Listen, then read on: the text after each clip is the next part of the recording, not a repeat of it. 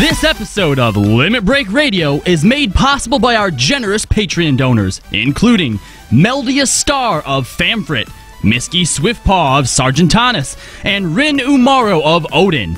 Thank you so much for your support. If you want to support Limit Break Radio, visit patreon.com/Limit Break Radio. And by Alamo City Comic-Con, October 28th through the 30th at the Henry B. Gonzalez Convention Center in sunny San Antonio, Texas. Alamo City Comic-Con celebrates the artists that entertain us through TV, movies, comics, gaming, and cosplay. For more info, including badge prices, celebrity guests, hotel accommodations, and more, visit AlamoCityComicCon.com.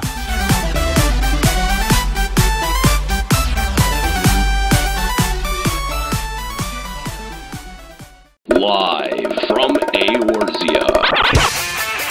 Limit Break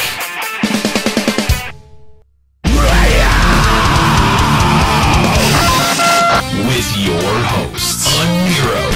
I've got a problem with my internet connection. Kallo. Man, I do, mate. Juxtaposition. Oh, whoa! Not cool, man. Cecelia. I just love the number 6 for no reason. LimitBreakRadio.com. 5, 4, 3, 2, 1. Welcome to Limit Break Radio, episode number 76. Glad to have you along for the ride today at twitch.tv/Limit Break Radio. We're here each and every single Sunday. We hope that you'll continue to join us here at twitch.tv/Limit Break Radio. If this is your first time hanging out with us, let us know in the chat. Say what up. Give us a thumbs up or your version of a middle finger. We don't really care. Let us know that it's your first time hanging out live with us here at twitch.tv/Limit Break Radio. So, if you're joining us live, you can also join us live in the studio. Let's actually kick it over to our Eorzean studios. Yes, you can hang out with the LBR crew in Final Fantasy XIV. That's on the Sargentanis server in the Goblet, Plot 35th Ward. We hope that you will make some time and wave at the camera on a Sunday coming up. Yeah, hopefully you'll join us. Welcome to the show. My name's Aniero Grigori. Thank you guys for joining me. Joining me today, we've got, of course, Juxtaposition. And a very, very special guest, a Mr. Kallo Landis. Kallo, how are you doing? First time on the show. I have no recollection of this place. Yeah, some dude took my seat. I'm not happy. Yeah, Get the guest seat. I forgot you were on the show. Yeah, apparently a lot of people did. I feel like, I don't know. First of all, I hear that you guys have been making jokes at my expense, so not surprised. I was going to say, we make jokes at everyone's expense. Yeah, did you expect us to, not? No, but I'm just letting you know someone tattled on you. Oh, okay. I don't remember who it was, but it was someone. Apparently, it's not Kallo Landis who listens to the podcasts. Yeah, right. I mean, it's not like these aren't veiled or anything. It's pretty out there and obvious. I mean, got shit to do. Yeah, you could just invest yourself in the product that we make here, but no, I guess that's a little bit too much to ask. I've still been doing outlines, which is more than some people can say. So, also joining us, we've got Papa Woody, as well as Kooky Persona is hanging out, and she's going to be taking your calls if you want to call the show. We want to hear from you. Limit Break Radio on Skype, 810-515-8715, limitbreakradio.com/Discord if you want to call in on Discord. We want to encourage everyone to call the show because we love hearing from you. Last episode, boy, I can't even believe that you didn't go and listen to the last episode given what happened. Yeah, the last episode. I know, right? It was amazing. It was. So It's too bad you weren't here, guys. It really was. Guess who called in? Yeah. So we watched a video from Squall Loves Rihanna. Is that was Renoa? Renoa. No, it's not that that's much better. It's Riona. Squall Loves Hillary. So yeah, we watched the video from him that had some choice words for us.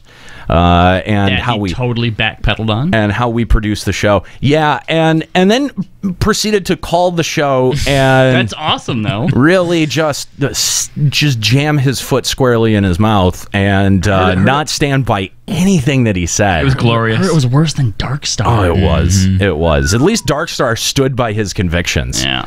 Oh, man. So, anyway, that's what you missed last week, and I don't want to go over what you missed the weeks previous to that, because you haven't been here in like 6 weeks. My team? Yeah. Which, by the way, he's fired now.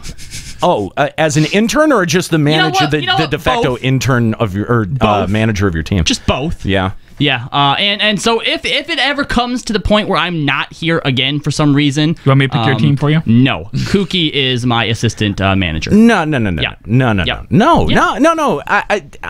We picked Skuro specifically because we knew he would be as bad as Auto Draft. Except the thing is, he was actually picking good ones, and you guys were like, "Oh, you're giving a good team." And he was trying. Yeah, like he was trying for you. So I mean, like, and then he stopped trying. That's why he's fired. How Eildwine? Nobody knows who the fuck Eildwine is.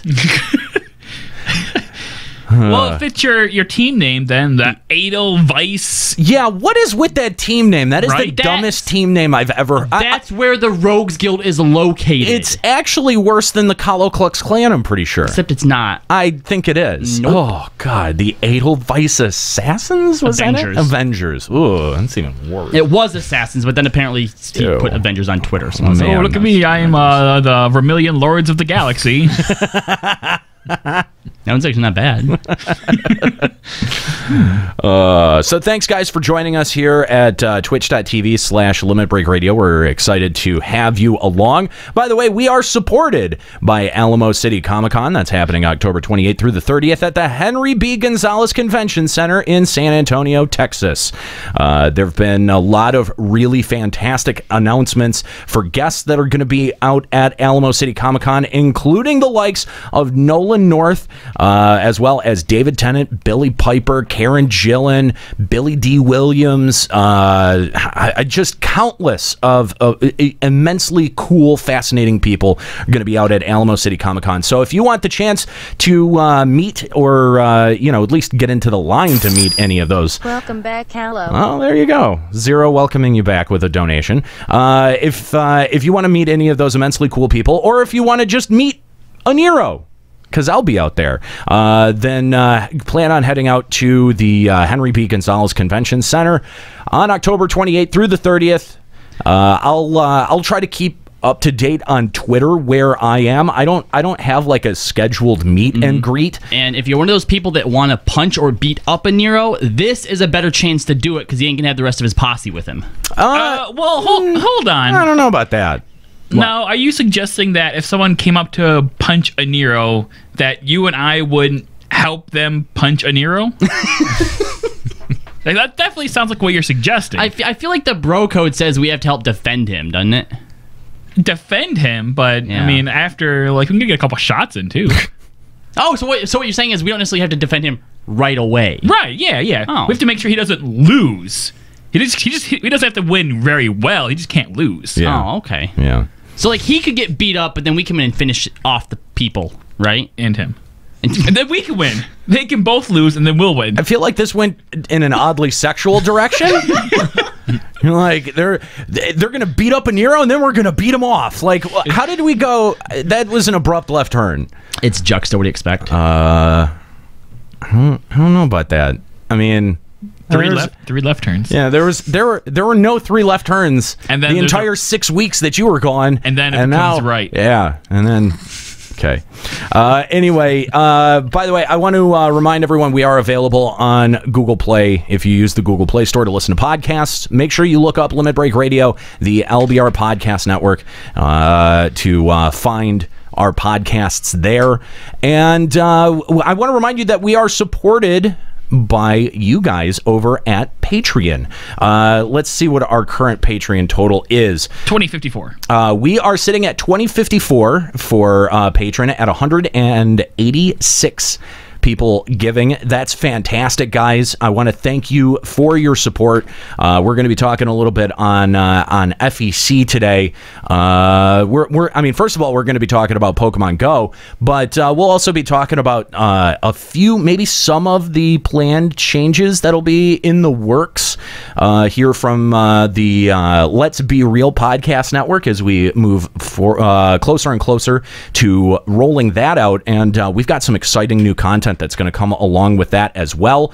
We're going to talk a little bit about that again. That's today at 5 o'clock over at twitch.tv/Final Encountercast. Again, if you want to support the content that we make, whether it be Limit Break Radio, whether it be Final Encountercast, that's all done over at patreon.com/Limit Break Radio. All right, guys, let's check out what's going on in FF14 news.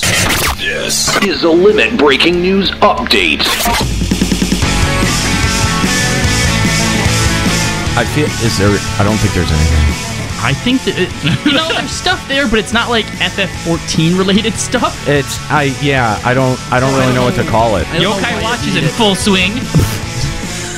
I'm also not really sure what keeps happening to the the headphone cord is it's got a short in it. Oh, I wasn't sure if that was like just me. Yeah, I thought for a second maybe that was going out over the show or cutting out on the show. So no, that's just our headphones. Oh, good. So yeah, not really much in terms of FF14 news to talk about, which is not surprising right now. Well, I don't know. I think it is surprising given the last content update that we've had. It was a wet fart. It wasn't very well received. I feel like we should be getting a live letter here. Like, or at least the announcement of a live letter. Yeah, we already have one announced. It's like the 26th, I think, of August. Wow, that seems like a really long time since the last one, though, right? There's also an anniversary event too. That's what it is. It's a part of that. It's part of it. All right. So maybe they're just kind of holding back, or in a holding pattern because of that. Maybe that would throw off the schedule a little bit, because I feel like they're doing more than just the live letter. If it's just a live letter, I feel 14-hour event. 14 hours. Right. Yeah. If it's just a live letter, I feel like they can pull. They can just pull 7 guys into a conference room and be able to knock that out in an afternoon. Yeah. But this, with other anniversary events, we've seen them. They've done very elaborate live streaming events for their Japanese community when it comes to these anniversary events. So I hope they farm yokai medals. Maybe it just didn't seem as long. Maybe that the gulf didn't seem as big because the content was a little bit more engaging in the 2.0 cycle. That's what I would think. I guess. I mean, it's just sad that this is like the first week where we have literally nothing to talk about in terms of new news from last week. Isn't that a little bit dismaying? Yeah. I'm concerned. I mean, not even a contest? Maybe no news is good news. I don't think that is true at all. What's more concerning to me? What's that? Is this entire time during the show now, you're looking at him while you talk instead of looking at me. I think that you've gotten way too comfortable having him as your de facto right hand, and I'm a little bit pissed about it. Well, first of all, show up a little bit more often. Second of all, we'll have a drop for the... Oh. Yeah, our drop. By the way, our drop computer is the computer's not down. It's just the software is giving us shit. It will not run. It will not be stable. I really feel naked without not having this giant program on one of the screens. I'm sure it's got to be a little bit awkward. Stop looking at me. It's got to be a little bit. You're addressing me with your eyes. You're just gonna have to do the drops yourself now. Hopefully, what all this silence means that we're all soldiers now. Hopefully, what it means is that they're working both very hard on 3.4, that they're working hard on this new anniversary event, and they're also planning for FanFest. So I know that Square Enix has got a lot of different irons in the fire at the moment, but at the same time, I sort of feel like, because we found out today that Final Fantasy 15 is going to be delayed by a couple of months. Yeah. Is anyone else concerned that talent is maybe being pulled from 14 to work on 15 at the moment? I mean, Square Enix shuffles people in their development department around a lot. How many people are left? Because I'm sure they did that before. I have to believe that they did that before. Do we got Bob the janitor moving over there too now? But I mean, like, I think that that's a really concerning thing for an MMO, because rarely do resources ever get reinvested for an MMO. Anytime that a staff gets downsized for an MMO, it stays downsized. It's not like the FF15 project would come to completion and then they'd suddenly put them back onto 14. They're already onto, you know, whatever else in, you know, from Square Enix is in development hell, like Kingdom Hearts 3. Final Fantasy VII Remake. There you go. You also have to remember, though, that come FanFest, we're going to get the next expansion announced. So at some point, they do have to put more resources back into 14 for the new expansion. Yeah, do they, though? Yeah, see? Yeah, but really, do that? After that big hubbubaloo that we had between the between the release of Heaven's Ward and the first patch, remember that like 8-month period where they're like, oh, we were hiring new people and we went on vacation yeah, and now they're just gonna take them all away but not bring anything back. That's what I was saying at the time, is that, you know, like, I don't know that they were actually on vacation. That may have been their cover story. That may have been staff shuffling, and they're getting new people trained up. You know, and I mean, it has got to be frustrating to run an MMO over there at a company the size of Square Enix, where you can't really. I mean, I don't think you can really even control the size of your dev team or the resources that they give you. I mean, it's got to be a difficult task balancing the needs of the game versus the resources that you're given.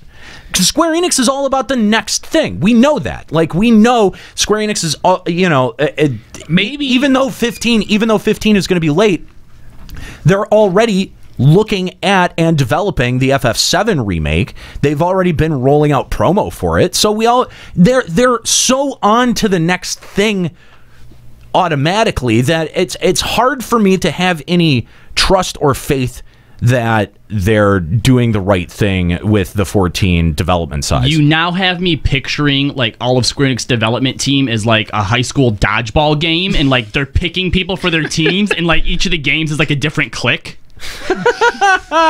Maybe. Nobody's over in the Kingdom Hearts clique right now. Soken always gets picked last. I bet in 4.0 they're just gonna fractionize our content again, so we're gonna start getting one expert roulette. God, see, you know what? I could see that. You're following the pattern that it's going to get smaller and smaller. The death of an MMO. I hope not. And while I understand that, you also have to keep in mind one of the things that Yoshi recently said in an interview, which is their focus for Heaven's Word was to try to get out as much content, varying content, and try new stuff as they possibly could.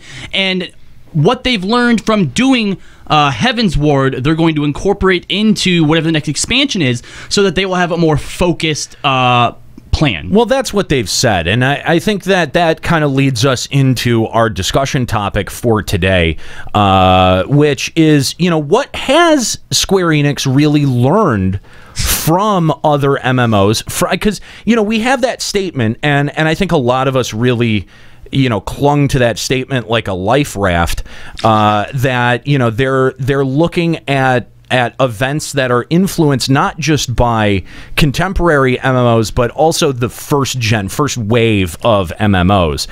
And, you know, while that's a good statement, if we look at Deep Dungeon, how much of a throwback event is that really to a first generation, first wave, second wave MMO?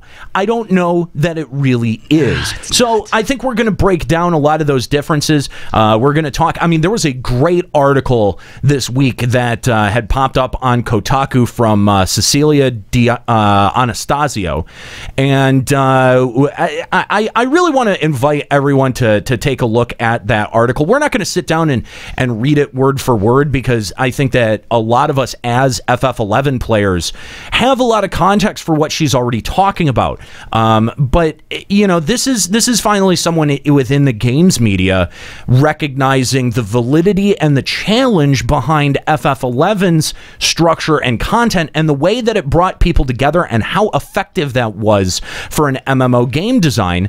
And at the end, she goes and compares it to FF14, and I think that there are some very apt comparisons, in terms of some of the criticisms that she's leveled at Final Fantasy XIV and the way that 14 is deciding to structure their content. So I think we're going to use this as a springboard. Yeah, as a springboard for our discussion to be able to talk about some of the major differences between 11 and 14, because as I understand, Juxta, you've been playing 11 now for what, is that the last 6 weeks on stream at 11 on Saturdays? I feel like it's been more than 6. Has it been more than 6 now? I think it's been at least 8 or so. Well, that was an attempt. Actually, no, probably more like 6. I mean, that was you following through on something that happened on air or on the stream one night. Mm-hmm. I was teasing you about playing FF11, and said, hey, if listeners want to hear it, if stream watchers want to watch you stream FF11, now's the time to donate. I think we got something like $400 that night. Yeah, definitely 461, I think it was. Wow. Yeah, I definitely. remember that. Yeah. Don't ever say something like, "Oh, I wouldn't even do that for $300." Right. Yes. Make sure it's an amount you'd actually do it for. Right. Yeah. So, but here's the surprising thing is now you've been playing FF11 weekly now for probably a good 2 months. You don't know the kind of nightmare it was when I woke up one morning and not only was he playing FF11, but he was doing so with Nika and Ascalia, and they were all having fun. I didn't know who he was anymore. And that actually gets me right down to my question right here. It's all bad. You're just going to imitate drops now? Yeah, that's what Kallo told me to do. Oh my God. Kallo told me to do it. This is going to be interesting. He is our special guest today, okay? I'm going to tell. I really think we need to get a new drop program because this. I think this one's fine. God damn it. Anyway, we do have one. It's called Juxta 2.0. So, my question to you, Juxta, is: how have you actually been enjoying yourself? Because you were obligated to do it. Yeah, but I feel like maybe you've turned a corner on it because nobody said you had to do it for this long. No, but I feel like if I stopped before actually completing something, then it'd be kind of a cop-out or whatever. But what are you working on completing? My main goal right now is to get through the Rhapsodies of Vana'diel, which is basically the end cap on Final Fantasy XI. Right. So once I get through that, then we'll see where I stand. But once that's my goal is to get that finished. Okay. I'd like to point out that he actually came into my room one day and Yeah. sat down and looked all forlorningly, and I'm like, what? And he's like, I really want to play Final Fantasy XI right now. He was so checked out of 14. He's like, it was a reset day. He's like, I know I should be playing, but all I can think about is 11. And it does. It's weird because you would think that after how long has it been since you had logged into 11 previous to this? I mean, it had been years, 2 years. But it had been well before SOA. It had even actually been before the end of Abyssia because you weren't even fully level capped yet. No, that's not true. Okay. I've got through the first 3 Abyssias and I was level 95. Okay. And then I did a bit of Void Watch. Okay. And then I tuned out once level 99 hit. Okay. So you just didn't do the last 95 to 99 jump, which is a tough battle. I mean, that's especially actually surprising. back in the day when it was relevant. Even now, I feel like there are some people who struggle with it. I mean, or can you do it with trust? You can do it with trust. Okay. And I wiped the first time horribly, but I did. That's because I didn't have the easy mode item. Yeah. Where it just stuns him for 90 seconds. It wasn't a bad follow up to the Mott fights. Right. No, it was good. Yeah. But all right. So a surprising thing happens to Juxta as he's playing FF11. He finds that he's actually enjoying it, and a bit more engaged with it than 14. Thinking about it outside of the game, I think that you know, like, there's not many times I think of FF14 when it's not directly logged on in front of me. Yeah, it's really bad nowadays, especially, unfortunately. So even still, there's something there that pulls you and draws you in that FF14 doesn't necessarily. It has to do with the world, because like there's just so many zones. I just like found myself one day just clicking around on Encyclopedia, just going from zone to zone, and I'm like, oh yeah, I completely forgot about the Maze of Shakrami, right, or Oradell Caves or whatever. Oh, like God. all these zones that don't do anything. Dude, the only thing since I've stopped playing that I've heard and been like, oh, that's really cool, is the trust system. Yeah. You know, because being able to adventure alongside, you know, your heroes and those NPCs that you loved is just, it's awesome. I mean, think about how awesome it was in 14 when we finally got to do one tiny sort of half dungeon with Yagiri, you know? Right. We're like, oh, this is so awesome. Right. Yeah. But the problem with 14 is that you do it once and then it's over. Yeah.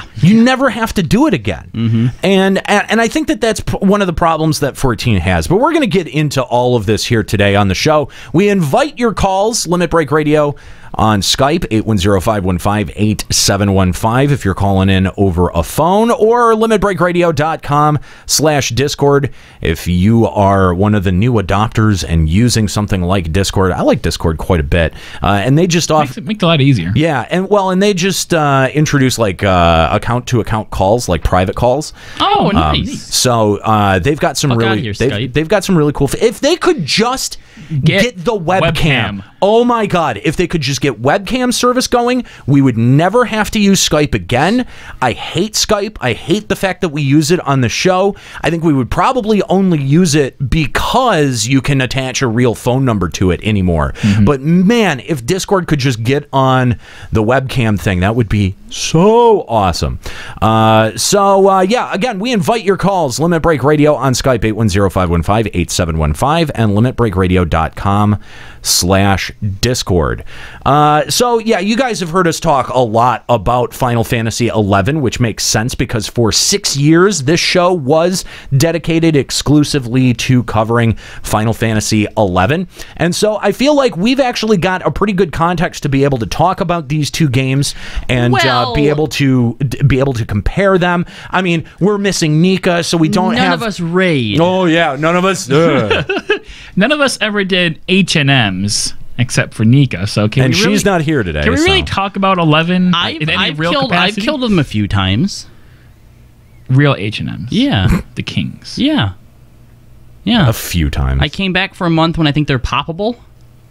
Oh, yeah. They did make that change, yeah. That's not real endgame. That's not real Final Fantasy XI. That's like the afternoon that I spent clearing out my Sky Pop items. I've been killed by absolute virtue.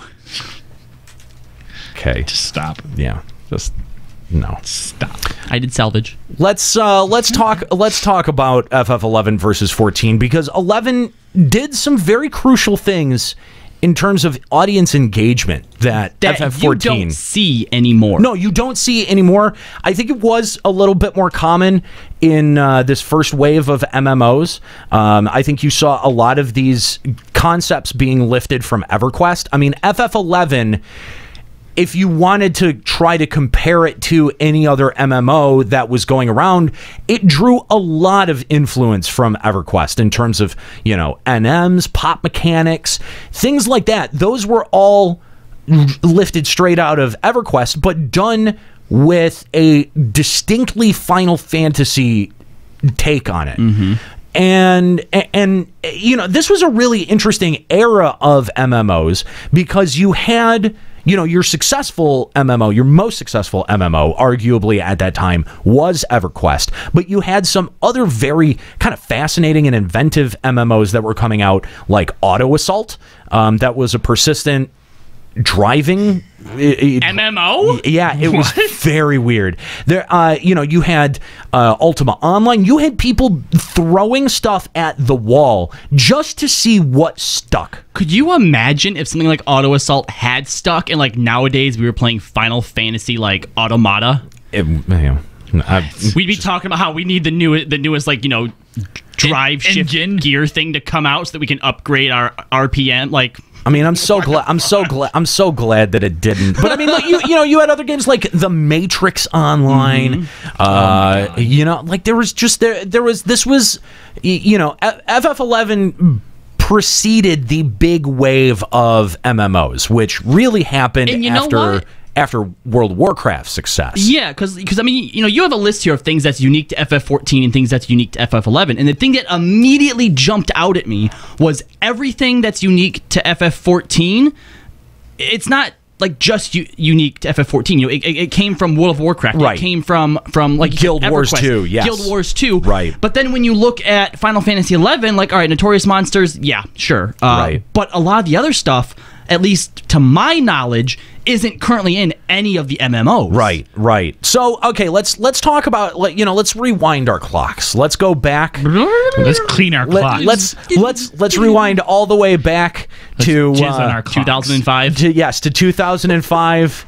Back when I was 2 years out of high school. I was still in high school. Oh my god. You had long hair, didn't you? I did. Were you straight edge at that point? Or were you this pre-21? I broke straight edge after 21. Okay. So I think yeah, this was I was still straight edge at that point. Nice. Yeah. So FF11, this game comes on the scene, and a whole bunch of really weird, inventive, off the wall MMOs, and this was a really interesting time to be. Like to watch the development of the MMO genre, and I'm really glad that I was tuned into things like Ultima Online and EverQuest and FF11 at this time, because this is where you saw some of the most inventive event design and gameplay design come out of.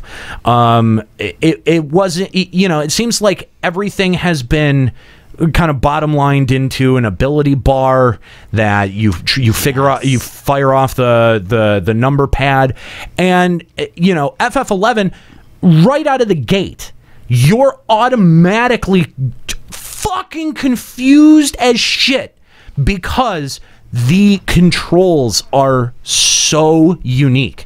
The controls of FF11, the control scheme, the way that they mapped the keys to the keyboard, you're not using WASD, you're using the number pad and the arrows. And that's right, it was both of them.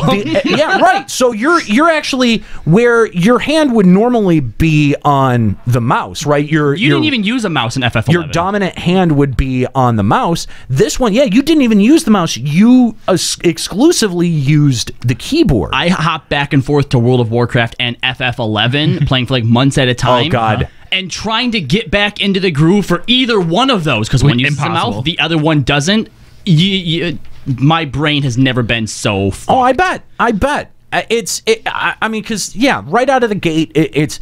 And the other thing about FF11 right out of the gate is that it really doesn't explain anything. Does anyone remember where they were the first time they tried to figure out macros? Oh, God. What was the place just Ronfair? I was in Ronfair. Really? I'm like, I don't know how the fuck to do this. Me and Akeem were trying to find each other, right? Yeah. And I was looking up macros or something, and I came across the position thing. Right. Because before what we were doing is we would be looking at our map, and I'd be like, I'm in E7. Where are you? And he'd look on his map. Then we'd try to triangulate, and eventually we figured out... Oh, my God. We tried to figure out the position. We found out the position thing. That was so much easier, but oh, my God, macros to begin with. I want to say I had to have somebody explain macros to me. And it's funny... I think it was this dude named Death Saber who I had met. It's so bizarre that I fucking remember this. I even remember his name. It was the first party that I had ever joined, and I ended up joining his link shell, which was Belgarion's link shell. Nice. And those were players that I played with almost the entirety of FF11. And I mean, goddamn, dude. It's funny because I don't think, like going back to FF14, I couldn't remember the first time that I partied up in 14. It's bizarre that the memory is as specific and granular as to say, yeah, I know, I remember even the guy that invited me to the party. Like, it's all right, but to be fair, I mean, if he led to Belgarian, who's like your, I mean, like, I guess, right? yeah. You know, it's the same thing for Akeem. He was the first guy that I met that I really connected with, and I knew him all the way up until I stopped playing. It's bizarre, man. It's bizarre, and I'm kind of curious. I'd actually like. I know that there may not be many younger listeners of this program, but I'd like to hear from anyone who may be slightly younger that has been listening to Limit Break Radio. You know, because I would love to hear. Do you have the same experience? Like, do you feel as if the first experiences that you had in FF14 are the same? Not the same, but I mean, like, you know, do they even stand out to you? Because they don't stand out to me. I mean, I've been playing this game for fucking, what is it, 5 years? That's something that we've talked about before too. Not even just here, but I mean back on Limit Break Radio 1.0, because obviously, you know, we've tried a bunch of other MMOs here and there, and people say that nothing compares to your first MMO experience. And that's sort of what I want to ask is, is it just because this was because it wasn't even my first MMO, but that may have been the first MMO that I really emotionally invested in. Right, it wasn't. Because like the first time that I ever saw the Craig of Mia or of Hala, like I'm like, holy shit, look at the size of that motherfucker. Yeah. And like stuff like that happens in MMOs now. You know, you see something big and huge, like when I first got to Idleshire in FF14, like that big, giant, just massive tower. Right. But it still wasn't quite the same. Yeah. You know? So yeah, I think it is hard to catch exactly that same essence, you know? Yeah, and I have to wonder, you know, I've asked myself this a lot, is whether or not it is first MMO syndrome and it's rose-colored glasses, or if that game really did do something different, because I don't know.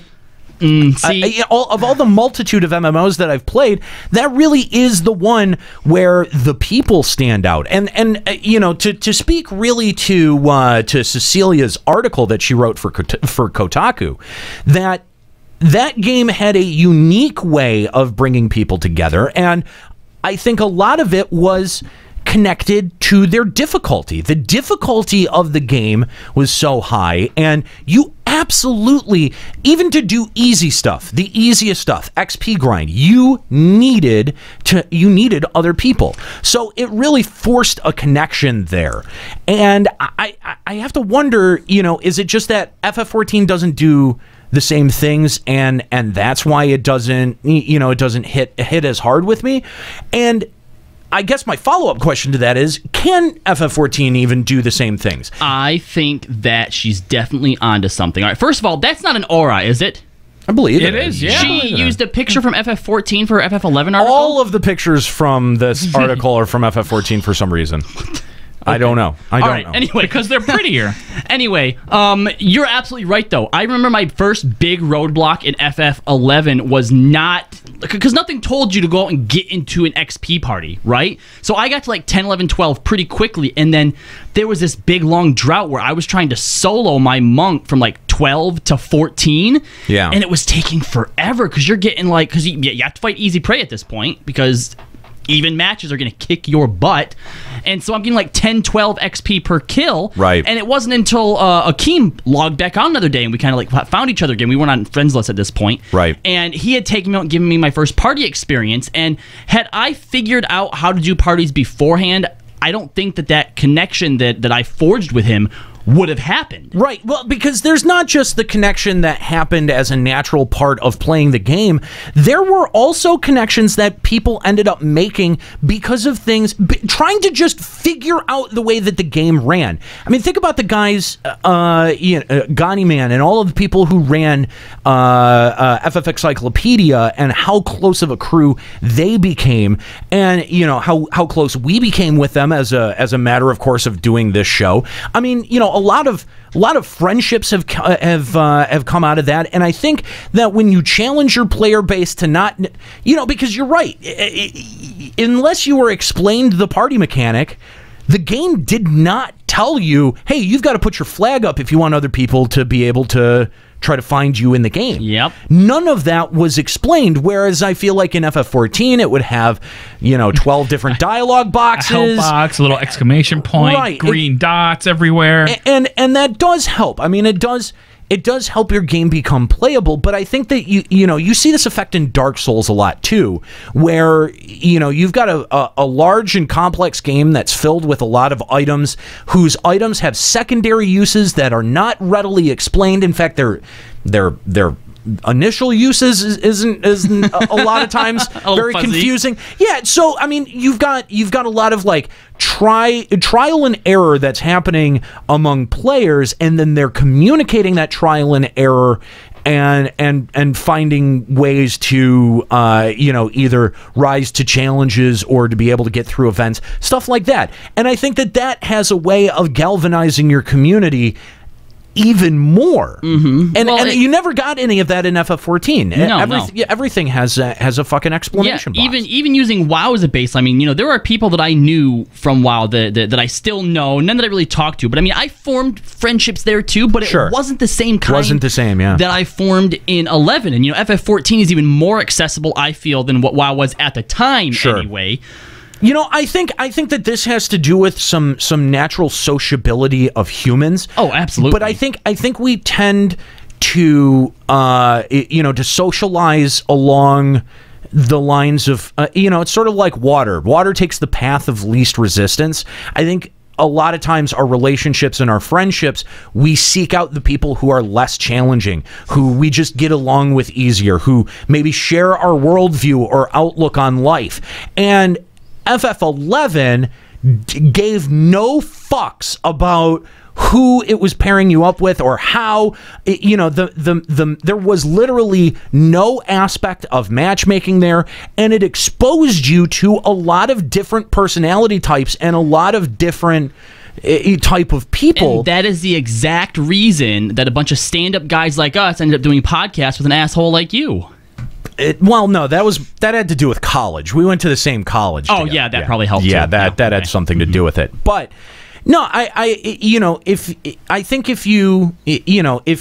you challenge your community and you don't give them a very didactic breakdown of exactly what you want from them, then there's more for the community to dig their teeth into. It's not even that, though. I mean, it comes down to basic human nature. If you take a bunch of people and you put them in a park and you're like, look, you need to pair up and find your own food, you're going to form relationships with those people. Whereas if you put with the people who are most agreeable, yes. Well, if you have to work with people to get something, you're going to become friends. Whereas you put those same people in a marketplace with $10 and go find food. Now they're competing. Well, at that point, they're not even going to talk to each other. Yeah. They're going to go buy their food and that's it. They go home. Right. So when you make people work together, you're absolutely going to force that. And you know what? FF14, the more you look at it, goes in the complete opposite direction. Yeah. Because some of the few really tough, challenging things that you had to party up for, well, guess what? They're giving them up for free now. Even just something as minor as matchmaking, right? Like, if you had your party flag up, first of all, if you missed the invite, you missed it. Like, maybe that person was still there and looking for a DPS or, a tank or whatever, but probably not. And the second thing is that you didn't just have to click a dialogue box. You had to say, hey, excuse me. Hey, I'm really sorry I missed that party invite. Are you still looking by chance? A lot of times the answer was no. You had to actually communicate. And you had to reconcile that inside of yourself. I mean, how many times in FF11 would you be putting something together, putting a party together, putting an event together, and someone came late and missed, like they either missed an invite they were AFK for, or they missed the boat. They're 5 minutes late in the free company or in the link shell, and they'll either give you shit intels for not bringing them along or not telling them or not notifying them, or they start going off in the link shell.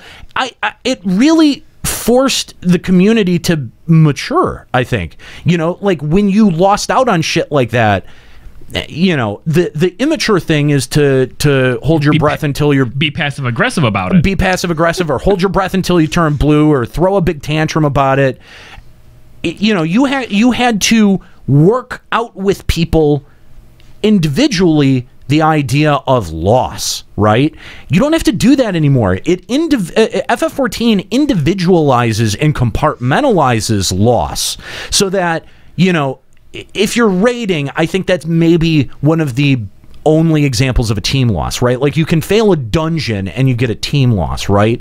But there was this other thing at work with FF11 where you had group cohesiveness that was being involved. You had way more strategy. You had way more planning, and I think that that all served to engage even outside of the bonds of the game, because when the game is basically giving you every prompt, every move drawn in a circle on the ground and where it's going to hit, you know exactly what you have to do, and it's a matter of timing and repetition. And I think that as we've established, like, yeah, that it can make a good MMO and it can make for a challenging experience. But is that experience fun? Is it fundamentally fun? And is that why we play MMOs? I'm going to say that it's not fundamentally fun based on the fact that, you know what, we're in our second expansion and I'm not doing that. And I have no real desire to. I think it's not fun anymore. I think it was fun for a while when it served as a contrast to. I'm not even going to bring other MMOs into this because I think that complicates it. But I think that it brings a contrast both to FF14 1.0 and FF11, right? And it was fun for 2.0 and probably the beginning of Heaven's Word and 3.0. But I feel like there's a monotony about it now. Well, like you said, whenever you go into a fight, like the first time you go into a fight, yeah, sure, because you're learning it. Yeah. But once it's learned, that's it. You know it every single time. Whereas the way that it operated in FF11 was as things hit you and you hit it, it gained TP. And then it could randomly use one of its moves. You never knew what it was going to use. And depending on how much TP you're feeding it, it could increase the frequency of the moves that it's using. Yeah. So every single time, instead of it being this pattern that you just memorized, it was more like they just shoved all of this stuff into a beaker until it exploded out and you never knew what was going to end up coming. Yeah. No, I think that's a pretty apt analogy. Let's go to our phone lines. We've got Alda Wolf hanging on from Sergeant Tannis. No? Oh. Did we flip over to Cecile? Yeah, we're trying to get Cecile on. Oh, okay, all right. Well, we're working on getting Cecelia. Is it Cecelia? Cecelia on the line to talk about her article with Kotaku. So we'll have that in hopefully just a moment. But yeah, I think that's it's a good point that the battles in terms of FF11 did feel very dynamic and randomized, and you never knew what was coming, but you had apt and ample time to be able to react to it. And something that we've talked about before too was something else that I think lends support to the fact that FF11 was more memorable is if something messes up in FF14, you just wipe and try again. Right. But you always, no matter how small it was, had that chance to do an epic recovery in FF11. Yeah, and not just that. And I also think, giving a fast forward button, the whole aspect of matchmaking, right? I think that is a bit of a it might be a detriment to the MMO genre. I mean, because I feel like there was so much communication based in a system that doesn't have matchmaking. I think that matchmaking maybe makes it easier sometimes, obviously to get people together to get things done, but it definitely doesn't lend anything to this idea of forming bonds. But with matchmaking, I feel like I never have to talk to anyone. I never have to communicate. If I'm queuing for a dungeon, if I'm queuing for Weeping City, you're not wrong. Yeah, if I'm queuing for Void Ark, I don't. That's not necessarily just matchmaking. It also comes down to the difficulty of stuff. Yes, I think that's right. And I don't think so, because think back to 11 when you got into a party, you would talk to your party members when you were grinding on crabs or whatever. I mean, okay, yes, and that's what I was saying, is that not having matchmaking intrinsically opened the floodgate of communication, and you felt it doesn't matter if all you're saying is hi, or you get a little bit of communication, and that will open the floodgates. If the entire party is based on communication from like a fundamental level, right? Like if you have to put yourself out there to even get in a party in the first place, like I feel like that does a whole lot more. Once you break open the line of communication, then people are going to be more willing to actually communicate. Absolutely. But if you just get put into a duty finder with 3 random nameless people, they might as well be CPU controlled. Exactly. Yeah. All right. So yeah, I can see where maybe one encourages more than the other one, but I don't think that matchmaking just right off cuts it out completely. When you have dungeons or Weeping City that's as easy as it is, where it's all just like muscle reflex now, sure, then absolutely. But take one of the things that Juxta absolutely hated about World of Warcraft was the idea of achievements in dungeons, right? Because no matter how easy the dungeon was, some of these achievements were so technical that you had to communicate to do it. And no matter how overpowered you were, you could still mess it up, right? So difficulty is something that could help even that balance out and get people communicating, even though they have just been matched up. Yeah, yes, but at this, see, I feel like FF14's overall structure lends itself well more to matchmaking than FF11 did. Oh, absolutely. Because FF11 had overworld events. FF11 had zones that you would go into to level or to be able to do something. That's not 14 style. Mm-hmm. Everything that 14, every shred of content that we've ever been presented, except for hunts, has been in a separated instance from the rest of the world. Even Diadem, that is not technically an instanced event, is its own instance away from the world. You can't just travel in the world and go to Diadem in the same way that in 11 you could travel to and inhabit Sky. You could just be in Sky or Sea, and that was where a lot of the endgame events were taking place. So, you had very specific stuff, it's like FF11 decided to make its own server for only BCNMs and those style fights. Those were the only ones that were ever sectioned off in terms of a server like that. I think what that really comes down to, like when you really think about it in the terms of being immersed, right? As an adventurer, when you're out running around, you never see people adventuring. All you see is them traveling, because every single event, you're right, is going on in like its own little sphere somewhere else locked away. You can't just like, oh, I'm running around and holy crap, look at all these people doing this outpost event. Yeah. Right? Yeah. Yeah, that's a big problem. And I feel like, one of the things that Square Enix could do, I think, to address this is make more shit going on in the overworld.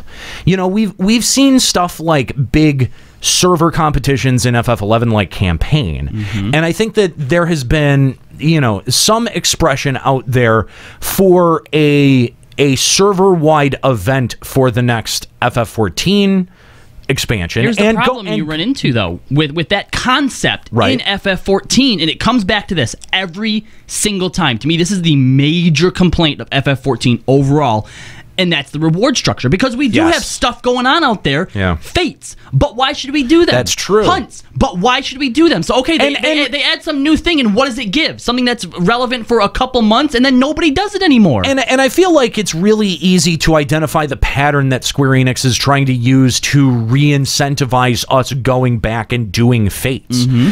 I mean, it's starting to become very transparent, and also at the same time irritating, and at the same time demotivating.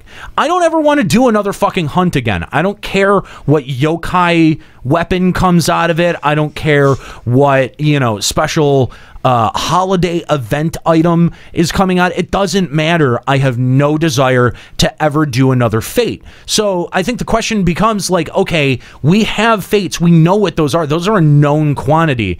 At what point do we, do you move on from that? Because I feel like it's even really easy to program a Fate. even the stuff that's more unique than Fates, your Odin, your Behemoth, your Coeurl, there's the Tarisk even, like that actually gives something special. Nobody gives a shit about those anymore either. Yeah, nobody gives a crap about them at all, and that's kind of sad. It's kind of a bummer. Because, I mean, a lot of these are great in concept, but because, as you had stated, Kallo, but because they don't have the proper reward structure attached to it, nobody feels the need to do them. Nobody feels driven to do them. And I don't think that you need to invent the drive. It doesn't need to come from anywhere. A good game should naturally be motivating you to keep playing it. I have almost beaten Pokemon Go. I am 5 Pokemon from having a completed North America index. I still play that shit ridiculously, and I still get a lot of enjoyment out of it, too. Which, by the way, just really quick, did you get that lick-a-tongue, bitch? Sure didn't. You better not have, because we'd have lynched you. After the show, we would have hung you out the window, and we would have lynched you. I didn't even see it come up. It was on the nearby. Oh. Yeah. Also a Kabuto. I didn't want all of us running out of the room to get it, so I didn't say anything. But when he left and I saw him, we made eye contact as he was shutting the door. Because I'm like, is he going to the bathroom? No, he's fucking not. and it didn't pop for you? No. Okay, I don't feel bad then. Yeah. No, but it's I think that's what is the most surprising thing to me out of a game like Pokemon Go is how, I mean, and granted, it has been what, like 6 weeks, 8 weeks since that launched. Yeah, it hasn't been months. that long.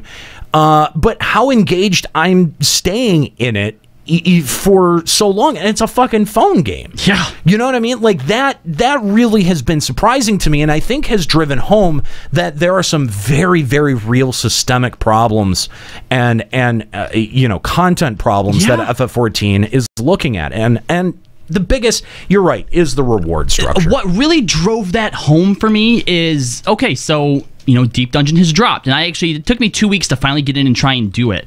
And when I did it, okay, I mean, I had fun, but I'm not like pressed to go back. And the reason why is the rewards. They're nothing to me. Yeah, exactly. That's exactly it. So yeah, I mean, some other differences, FF11 versus 14. You had mentioned, Kallo, the world. That there were zones that you had forgotten about in FF11. That was actually Juxta. Oh, did you? Okay, but yes, I definitely said that. But there were zones. What did I say? In FF, that there were zones in FF11 that when you remember them, it really does. It's like it's got such a full, huge world to it that and there was something unique about the way that FF11 had constructed its world too, because it felt lived in. Because it was. Again, it comes back to having to work together. When you do the main scenario quest in FF14, you go to this place, you poke a spot, you leave. But when you have to go someplace in FF11, everything is always dangerous. Everything can still kill you. So even though you maybe only have to go into Ordell's cave and poke this one place, it takes how many sneak potions to get there? Right. You die how many times? You home point, you have to raise your friend, you run out of sneak potions just to touch this one point. Just overall, everywhere you go, the difficulty is in the journey. Yeah. Absolutely. That's a big difference between 11 and 14 as well. When 14 added the ability to warp to any aetheryte from anywhere on the map, we all lauded it as this great quality of life change that really needed to be in MMOs. Because that's all it was. Was it? Well, when you sit around and you think about the amount of time that it takes to walk from one end of the map to another, you had a lot of that in FF14 1.0 because you didn't have these aetheryte plazas everywhere. You had them very specifically, and you could only warp to one many times a day.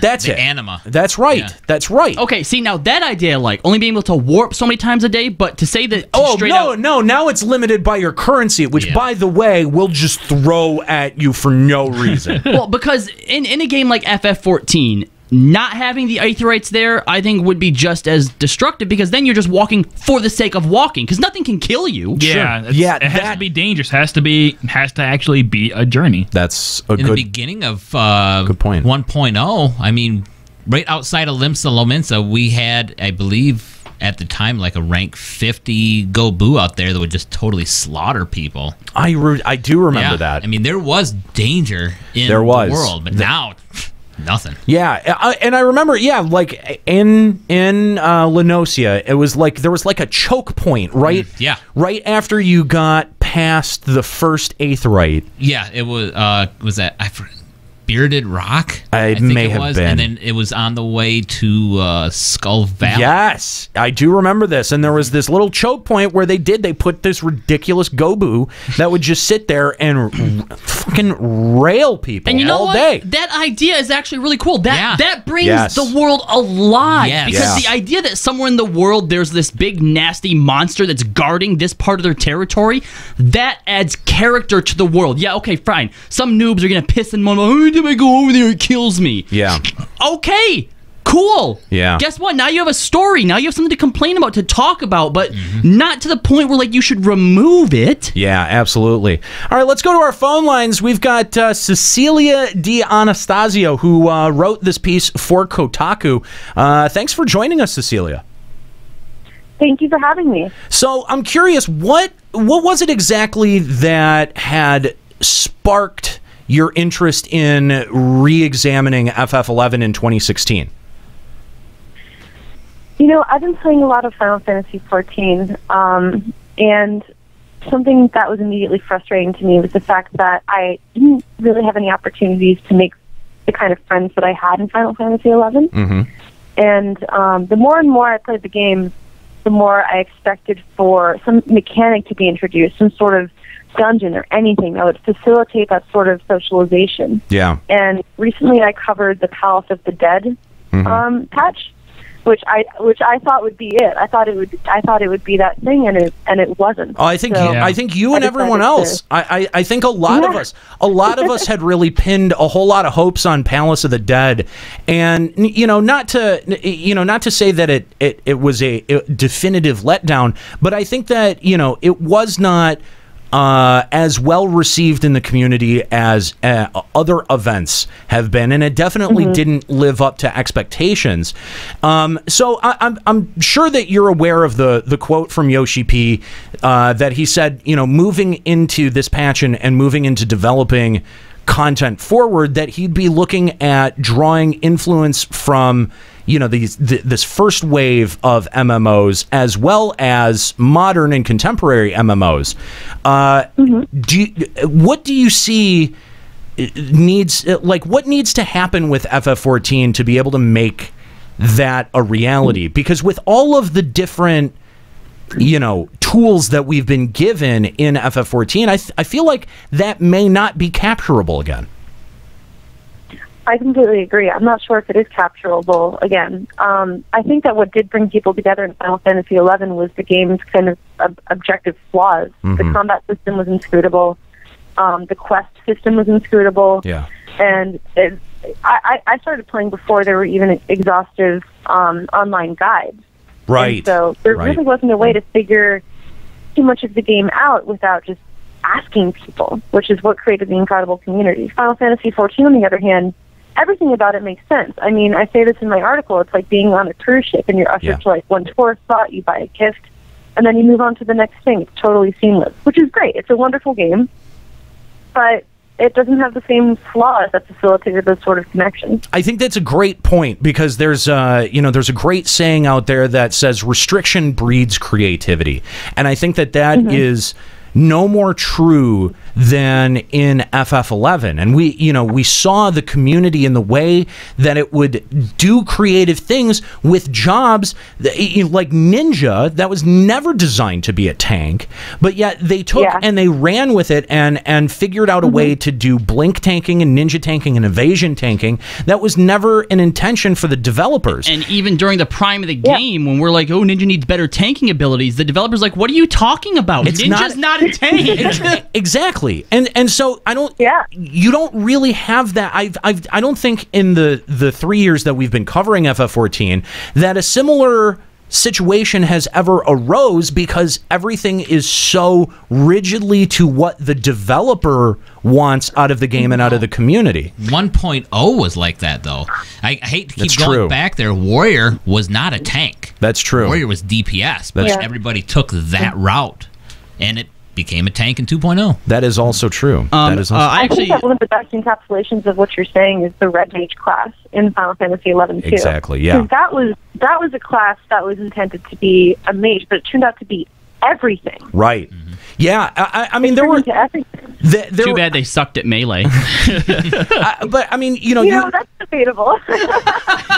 you had bards, you had bards that served this very sort of flex position. Red mages as well. Other jobs that came in later to FF11 also kind of didn't have a defined role as we see with FF14 in the holy trinity that we have in healer, DPS, and tank. And so. I guess my follow-up to the last question, have we worked ourselves into a place in MMO design where we can't actually capture the same feel or vibe that these first wave of MMOs had, because we've had so many advancements, because we've had so many there have been so many different things to come out and regulate what is considered good game design versus bad game design. Have we just worked ourselves into a way where this is the only format that MMOs can now produce because an audience won't accept a deviation from that? I don't know if I completely agree with that. I think there are a lot of really well-designed games for which developers leave a lot of room for players to imagine questions of lore, or just have like really inscrutable play mechanics that allow players to like have to come together and figure out these mysteries. So, sure. In terms of lore, I'm thinking about Overwatch, where there's these really intricate characters, but you don't know everything about their backstories, and that's led to a lot of fan speculation that's brought people together. Mm-hmm. When I'm thinking about play mechanics, have you guys played Hyperlight Drifter by any chance? I haven't, no, but I've heard a lot about it.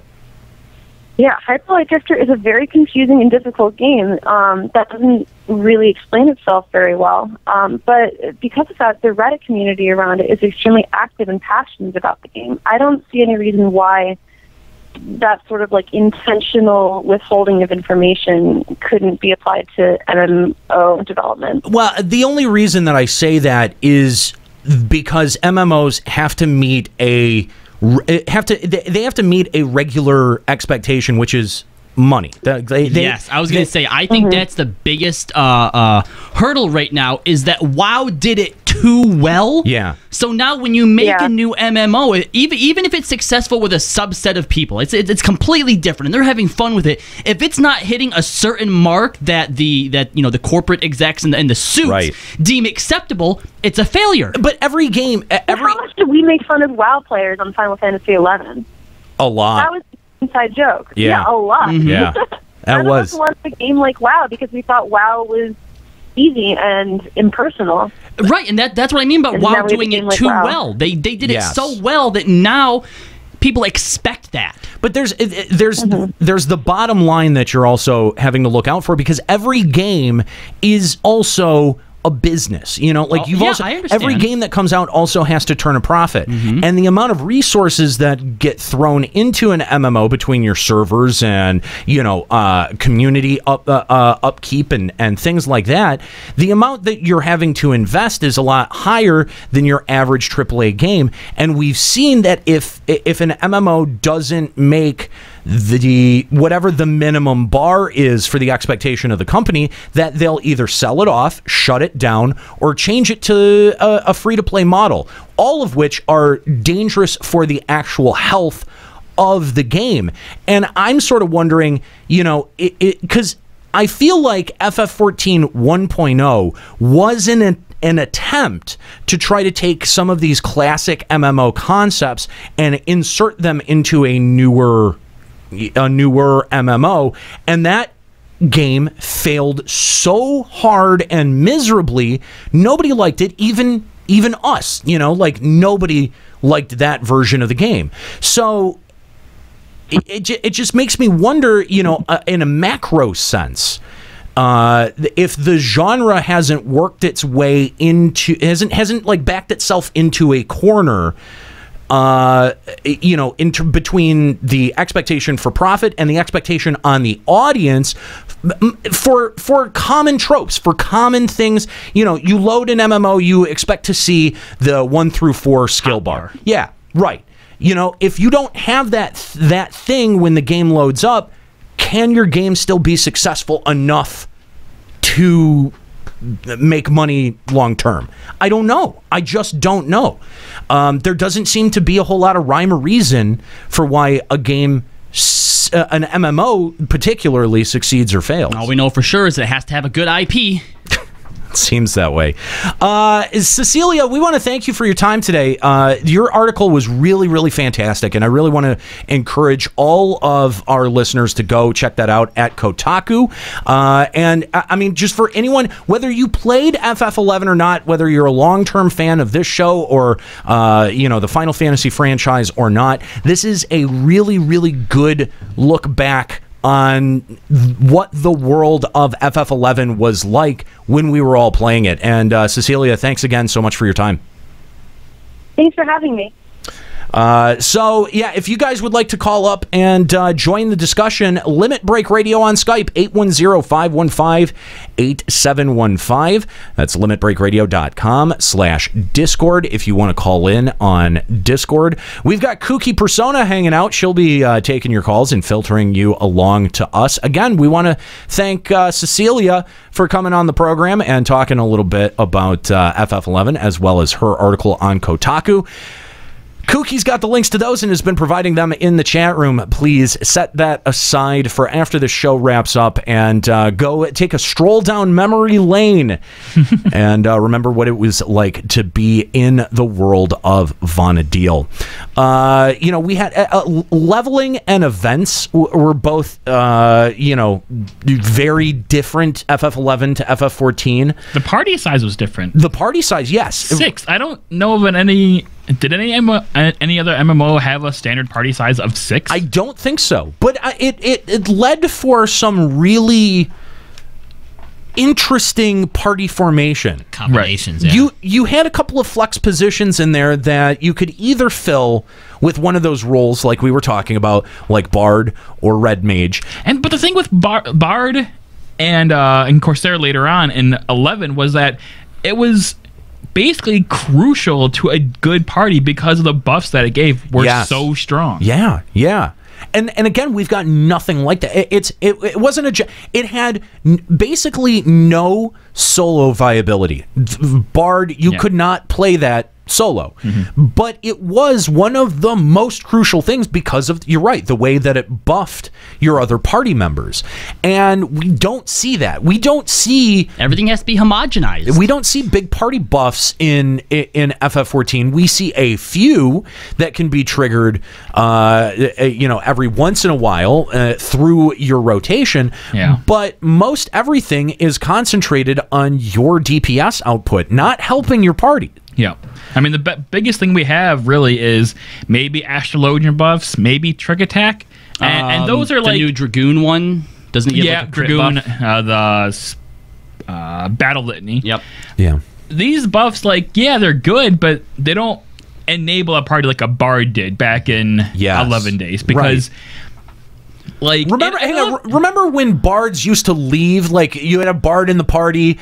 Maybe they were a really good bard, too. They were the difference between getting up to a chain like 900 and dropping off at 100 every time. You felt it fucking immediately. You felt it immediately when that bard left, and you're like, can we... Double march? Oh, I'm going to jack off now. Can we get rid of this blue mage and get another bard, please? What is he doing here? I mean, you went from like a 60% hit rate to like a 90% hit rate, and then you started doing double your auto attack damage. You replaced a bard with a Dark Knight? Well, he says he can pull too. God. Right? It is. He has stones. I got sleep too. It's just there was. Again, I don't know what to pin it down as for FF11, whether it was really good game design or really bad game design. I don't here's know. The thing. Someone in the chat, I actually told them to call in, but I don't think that they responded or if they were. Tristan Wolf said something like, it's funny these guys sitting here talking about how it takes like 3 days and 5 deaths and, 2 levels worth of experience to get to a point in a game and how they think that's fun. That was the reason that I quit FF11. And then Cecelia said that it's the flaws that made the game. I agree. And it really was, because, try and think about any sort of media, any book, any movie, where they try to make this perfect world where, there's no resistance. Yes. Everything's Twilight. fine. It's boring. It is. Flaws, as you said, restrictions. Yes. They breed creativity. They make things that you have to surmount. It's the same thing with music. If you listen to music that's been made within the last 10 years, we have amazing digital audio editing tools that make sound very easy to work with. I know I use them every day in my job, okay?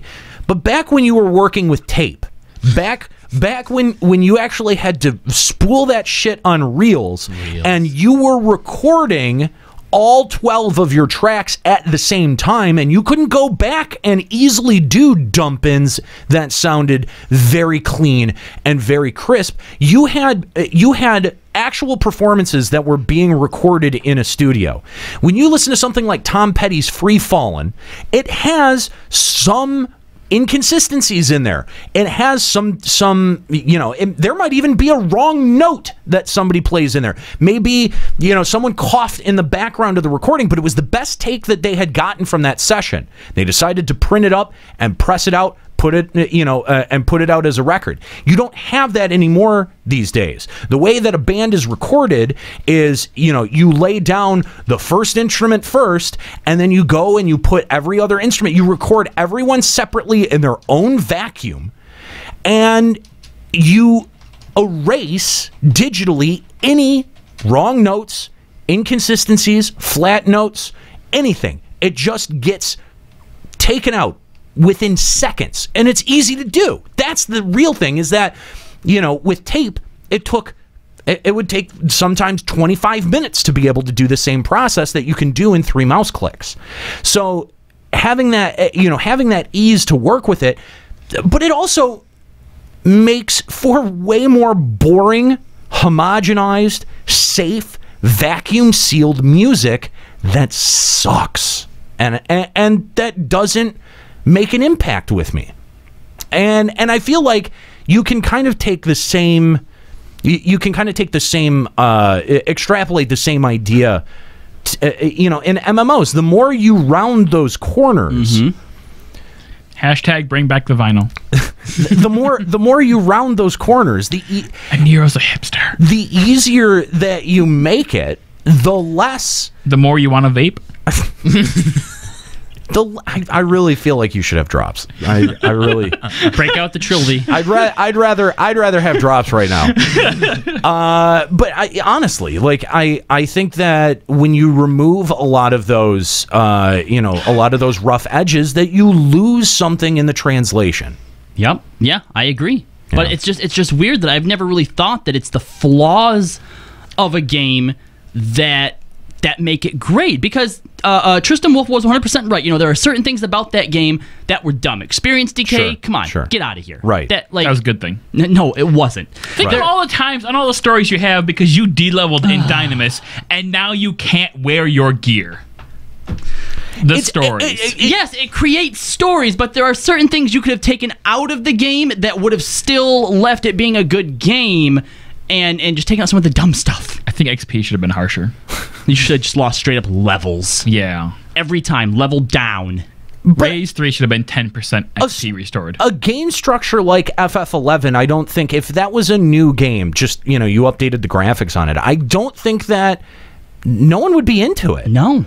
Because they'd log in, not know how to do anything, and be like, I'm just going to go back and play WoW. I have fun with that. Right. So, you're right. Earlier, you mentioned about how are we backed into a corner. I think we are. I think we've diluted the genre so bad. Now, this isn't to say we can't have good MMOs, but it's never going to be as successful as you know the what ones now. You know what it's going to take? It's actually going to take someone coming out and not being just a WoW killer, but someone that subverts the gameplay mechanic, that shows MMO players on a wide scale that you don't have to rely on the hotbar to be able to. Is that all we're talking about? No, then? Is it's just not removing just the hotbar. No, but the hotbar is sort of symbolic of every groove or every pattern that MMOs have worked themselves into. Yeah, I think that it's indicative of that whole. If you were going to make it, can you name an MMO that's come out recently that doesn't have a hotbar? No, I can't. Nope. Honestly, nope. I really can't. Juxta's trying. Nope, it's not going to happen. That's your answer. Yeah, that's the MMO that's came out that doesn't use a hotbar. Yeah. Lord of the Rings Online uses a hotbar. It sure did. Mm-hmm. Guild Wars 2 uses the hotbar. Sure Star did. Wars. Yep. Yeah. Star Wars. Our great Lord and Savior Blade and Soul uses a hotbar. Oh, God. Boy, did that burn out quickly. All of those people who really got upset at me about my comments about Blade and Soul, I was right. I may have expressed myself kind of shitty in that one, but I was 100% right. You could not be any more right if I'd tried. Nobody is playing Blade and Soul anymore. Nobody is playing Black Desert Online anymore. What? Is it really just? Are people playing Division? Is that no? Is that a hotbar? No, that is a FPS. Juxta wins. No, because that's an FPS. It's an FPS. MMO. It's an FPS okay, with fine. MMO Overwatch. aspects. Overwatch then. Overwatch doesn't use hotbar. Oh wait, I'm sorry. That's a MOBA. Yeah, it's a MOBA, and it totally has hotbars. They're just tiny and off to the side. You can't click them though. I feel like in order for something to classify as a hotbar, you have to be able to have clickers in your game. I guess that's fair. I guess that's the distinction. The first MMO that can kill the clickers. Okay. Yes. Blade and Soul. Oh God! You couldn't click in Blade and Soul? No, the camera was directly tied to your mouse. Oh my God! It's like Lineage 2. There, sure. Okay. So you see, but it didn't kill the clickers, did it? No, it died. Ew. See, Blade and Soul tried to be different. No, they tried to be inventive. They didn't. They just took another NCSoft game and said, "Hey, we're gonna make a different graphic version of this." Hey, let's go to our phone lines. We've had Aldo Wolf Belmont of Sargentanis hanging out for a while. What's up, Aldo Wolf? Hey guys, thanks for having me on. I appreciate you for taking my call. Sorry if I sound a little out of the weather. I've been up since 6. So no, it's all good. It's all good. I had one of those days yesterday. I was up till I had to be up at 4:30 for work. Left at noon, back at 6 p.m. all the way to midnight. So that was definitely fun. What's going on, Aldo Wolf? What do you want to talk about? Well, you guys asked to call in earlier with previous Final Fantasy XI or previous MMO experience, and I guess I would say that one of the big things that made 11 good is I think it was a mixture of you were forced to communicate with the community, and it was at a time where the internet was still hip, if you know what I mean. Like, messenger programs were still hip. People were still using Yahoo Messengers and things like that. And you were making friends on the internet for the first time. Like, we were at that age where that was brand new. Trading gifts for your MySpace pages. Who played FF11 for the first time on dial-up? Oh, definitely. I did. Definitely I me. actually did. Yeah, I lived out in the country and had dial-up for a while, and I made my parents get DSL just so I could play it. I actually had that net zero free dial-up for a couple of for like a couple of months before we had ended up having to log off because your parents needed to use the phone. No, we had a second phone line. We had a second phone line. I know. Turn that off. I gotta First call world your problems. grandma. That's me. Well, yeah, I grew up rich. What are you talking about? We had a second phone line, a dedicated phone line for the internet. No. So anyway, yeah. Going back to that and the old experience. I mean, I made friends on 11. I started playing it. My boss, when I worked at a game store, started making me play it, and then I ran into people that I started playing with, and I mean, I'm still friends with those people today. In fact, Captain, was it Dr. Spachemin and Atlas Bramble. These are all players that I played 11 with all those years back in 2005, 2006. Yeah. And I mean, I moved out to Denver to live with the old Pink Shell leader back in the day. And, we actually grew apart because of Final Fantasy XIV. I started running everything, and he was running into the problem that you guys are having now, where there's not enough content, community content. Yeah. So I think what would bring this game back to that feel of 11 is just like when a sports team starts losing, they have to take things back to basics. So I think if 14 brought it back to maybe forcing your free content to do with your free company, or small events to do with groups that you had to make like a link shell for. If you just brought back small community events like that, I think a lot of people would enjoy that kind of content again, and that camaraderie that you had with your guildmates and whatnot. That's so hard to do in a game now, though, that's so hooked to the matchmaking system. I mean, Hunts was basically that. You had to get together to do Hunts, but look where it is now. And not to bag on Guildwork any more than we already do, but look at a program like Guildwork that served to automate that. You saw a lot of the same stuff in the first 3-4 weeks of Pokemon Go too, where there's a inherent limiting frustration about the game. The game developers say that is a part, that's an intentional part of our game. You have to go out and hunt and talk to people. There's always going to be someone looking for a way to automate it and for a way to make that, make that quote unquote better. But I think what the game designer needs to do is really sit down and ask what is this event engaging in my audience?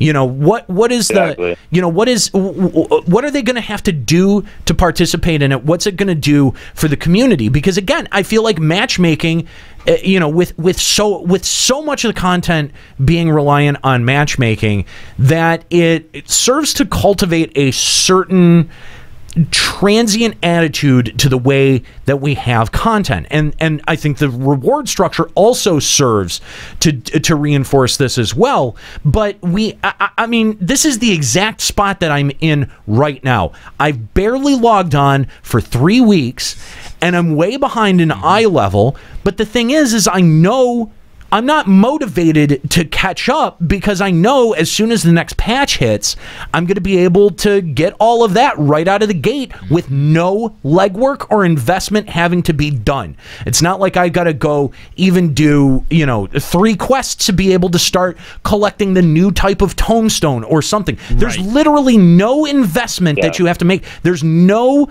high watermark that you have to hit. There's just nothing to be able to participate in the next round of content. But I seem to remember back in 11 where they would put out a new piece of content, and there would be 7 or 8 story missions that you had to get through. That you can only do once every Japanese midnight. Right. You had to be geared enough for it too, and you had to have a group that was going to text each other outside of the game, say, "Hey, 8 o'clock tonight, we are going to get on and we're going to tackle this content." And you had to be there. You had to show up. I mean, my link shell gave points to people for participating in any sort of, planned community event that we had going on. Zero veins and in the... you felt that you had to be there because you wanted to make sure that you were part of that community. So I don't know, maybe they locked story content behind doing free company events, or maybe if free companies themselves take it upon themselves to have a leveling Friday or a story content Wednesday. I don't know that you can...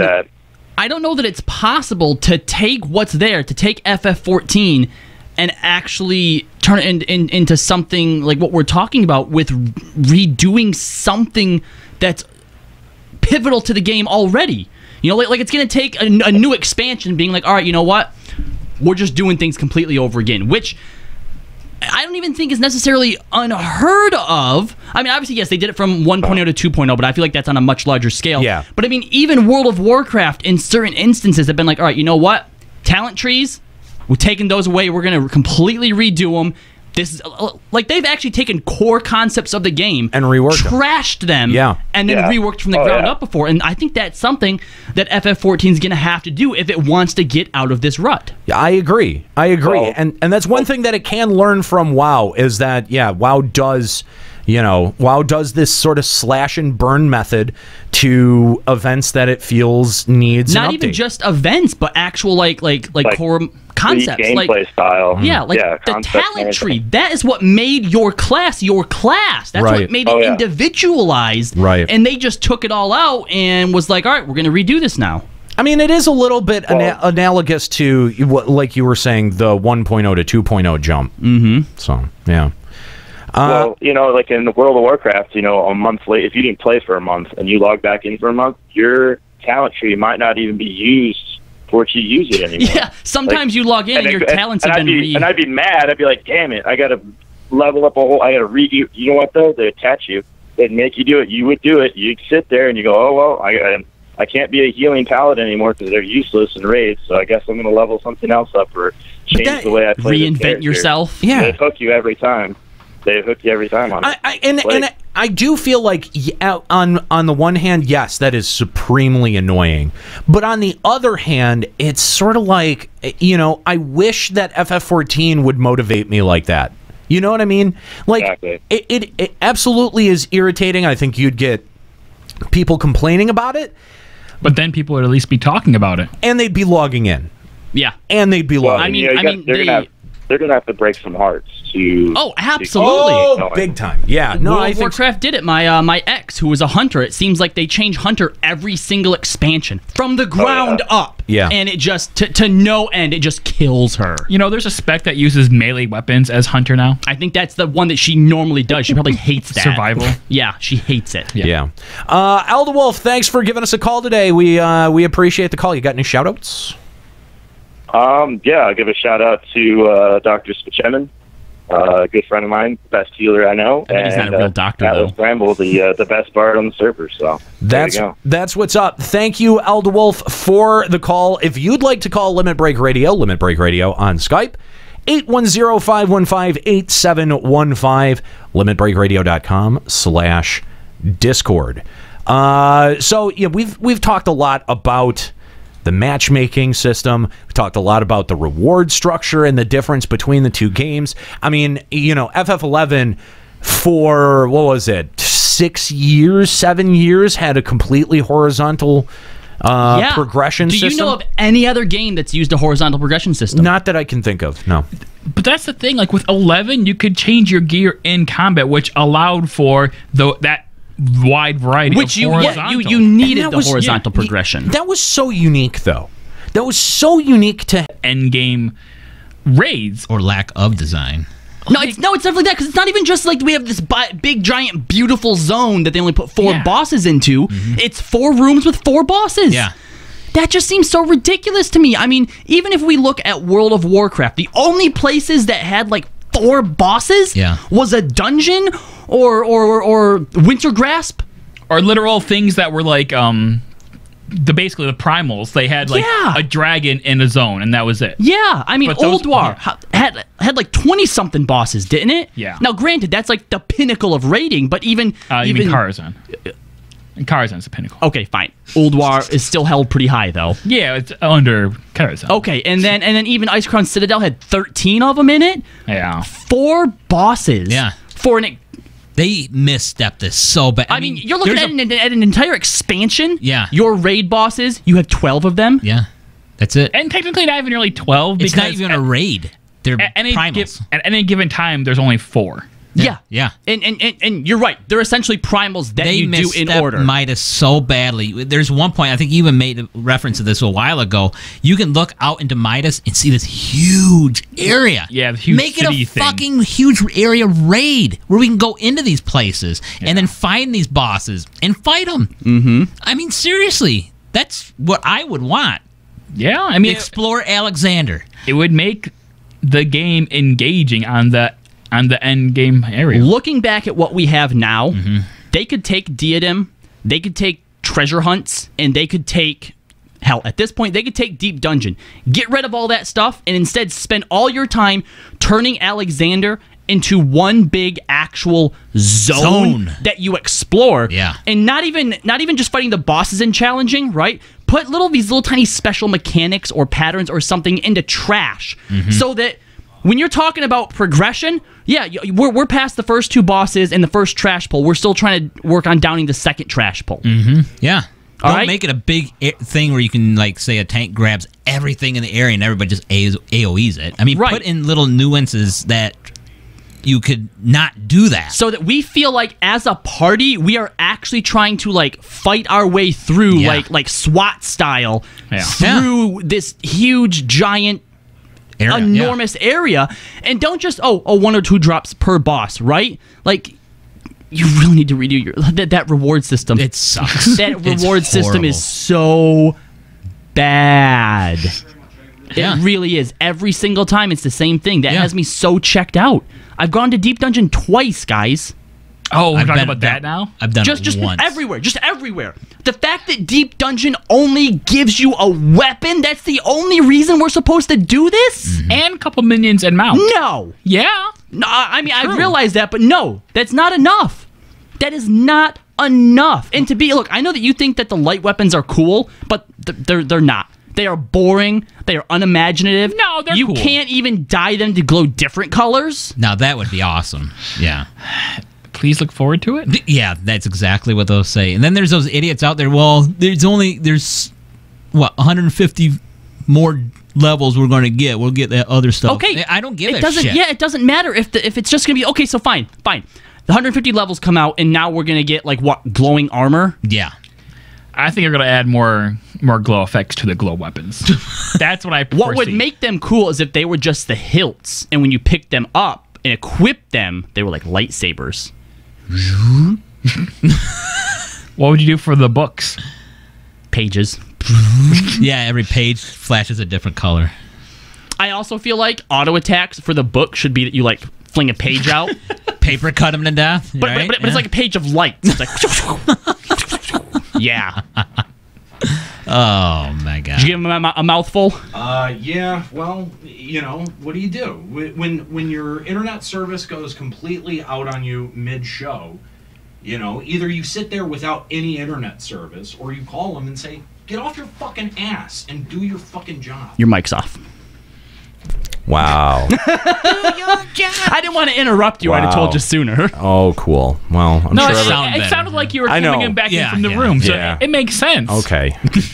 Good job. Oh, good. You're very good at So you're talking. to catch you up, we basically just been complaining about reward structure and the lack of raid. I've actually been paying a little bit more attention to what's the conversation that's going on in this room than I was to what was happening on the phone. That generally doesn't require a whole lot of explanation or attention because it's just going, fix your shit. Just fix it. I don't care what you have to do. Just make sure that I don't disconnect for the next 5 fucking hours. That's all I need you to do because I pay you a lot to make sure that that's what happens. God damn it. Anyway, sorry about the interruption there. Well- Get it back to the studio. I thought we don't apologize in the show, though. Kallo comes back and now we start apologizing again? Do we have to apologize for Kallo being Again? here? I mean, should we not apologize for Kallo, like, in general? Well, I thought that was a given. Man, I thought that would be just kind of the appropriate thing to do. It's like the implied thing. Yeah. I have to slowly get the iCam back up. Slowly. Yeah. It really, well, because it's... Go right up there. Yeah, I know. I see it. I see it. sorry. Thank you. Sorry. I appreciate I was trying to help you speak. My immersion. I know, right? There's a giant keyboard in my face. There's a HUD there. Oh my gosh. I know. I'm ruining everything. Lemon Break Radio. But I mean, What? when Failing podcast. They are so on their way out. I know, right? Even Comcast is helping. Comcast is really trying get to do your them foil a favor. hats on, get your foils. Yeah, seriously. But things don't mean anything in 14, No, well, they don't, like they did in though. 11. They don't. I mean, they absolutely don't. I'm not motivated to, you were saying, I agree. The shiny weapons are shit. I mean, yeah, they're statistically relevant, and even then, just barely. Marginally. Just barely. But that's the only reason to do Deep Dungeon. Period. Pretty much. Yeah. Why go back after? I mean, Minions and mounts. Even after you get the minions and the mount, though, because the thing is, since there's no lockout, there's no requirement to go in. You can just grind that stuff out super quick. Materia 5. Makes Nidhogg that you can get from other places too. How many different places can you get tier 5 materia out of now? I mean, I feel like Void it's Arc, right? Yeah, Void Arc. Well, Diadem, Void Arc, Diadem. Can you get from a Diadem? Sure. You can turn in the pirate spoils. All right, pause. Hold on. You have to have a group to go into Diadem. I stacked spoils. I've still got tons of them from when I was doing them. But he is right. Yeah, I need a party in there. Pops, nobody was talking to you. All right. Trying to contribute. Well, don't. Stop. Don't. No, but I mean, now that we don't need you no more, get the fuck out of here. Well, hang on. Let me ask you guys: was the adjustments to materia? We thought for a while that would be game shattering, and that would change. That would change up. Thank you. Well, hold on. Because guess what? This is what happened. I just don't even bother with materia in my gear. I think that the changes in materia were good, right? Because I think your dicks are good. Why? Why though? Why? What? It's now made materia a little bit more viable in the marketplace. I mean, now you don't go and look and it's just like, like if you need to make money, it has people have a way to make money now. There's actually reasons to go out and get it. Is it an interesting choice or change? No, it's not, because you're just gonna put whatever your highest weight stat is into your slot. But you're sort of predispositioned, to put whatever the highest thing in that slot that already, that's not already assigned to the gear. So it just feels like why bother? What it seems like Yoshi P has really wanted to avoid this, like you have to be locked into one thing to be successful at your job. But when you look at job rotations and you look at things like materia, that's not adding any amount of dynamics to the game. It's not. I mean, it's more based on whether or not you can, your success as a DPS in this game is more reliant on how well you can memorize a pattern as opposed to anything about your gear. It seems like this way, seems like gear has so much less of an impact on the numbers that you put out, because someone with great gear and a shitty rotation will do way worse numbers than somebody with a great rotation and just suboptimal gear. Let's put it this way then. Materia is now worth more, but it's still meaningless. Yeah. Yeah, but that's inflation. You're just it just makes your piece of gear not as good until you actually can actually materia. It's absolute artificial inflation to be able to give materia value that it normally wouldn't have. There's an economic value to Juxta it. was right again. I wouldn't go that far. But just like flying, Mom. But there's no. It didn't actually make a difference in the way that we play or think about gear or rewards. It doesn't. But now, because materia is being used more, not this will happen, but it's my hope that at some point, maybe down the road, and who knows how many years or expansions, that we will start to get materia that's more than just statistics. But I mean, if in 5.0, when we have one expert dungeon every 2 patches. but I mean, if Yoshi P is trying to get away from the idea that, look, you have to have a pair of O-coats or you're a shitty samurai, I understand wanting to get away from that, but I feel like we've gone too far in the other direction where everything's homogenized, and now the only difference that we have between players is that's on us. That pattern. That's on us. That is absolutely on us, because just by saying, all right, now you can put materia in any of your gear, that's not saying, but you have to put in the like that's us doing that. Right, but if any tank that puts parry materia on their gear is a fool. Okay, but parry, it feels a little bit different because it's parry, right? Or accuracy. I mean, there's no reason for a tank to put accuracy on anything. Okay, but then is that on us or is that on the developers? I think it's on the developers.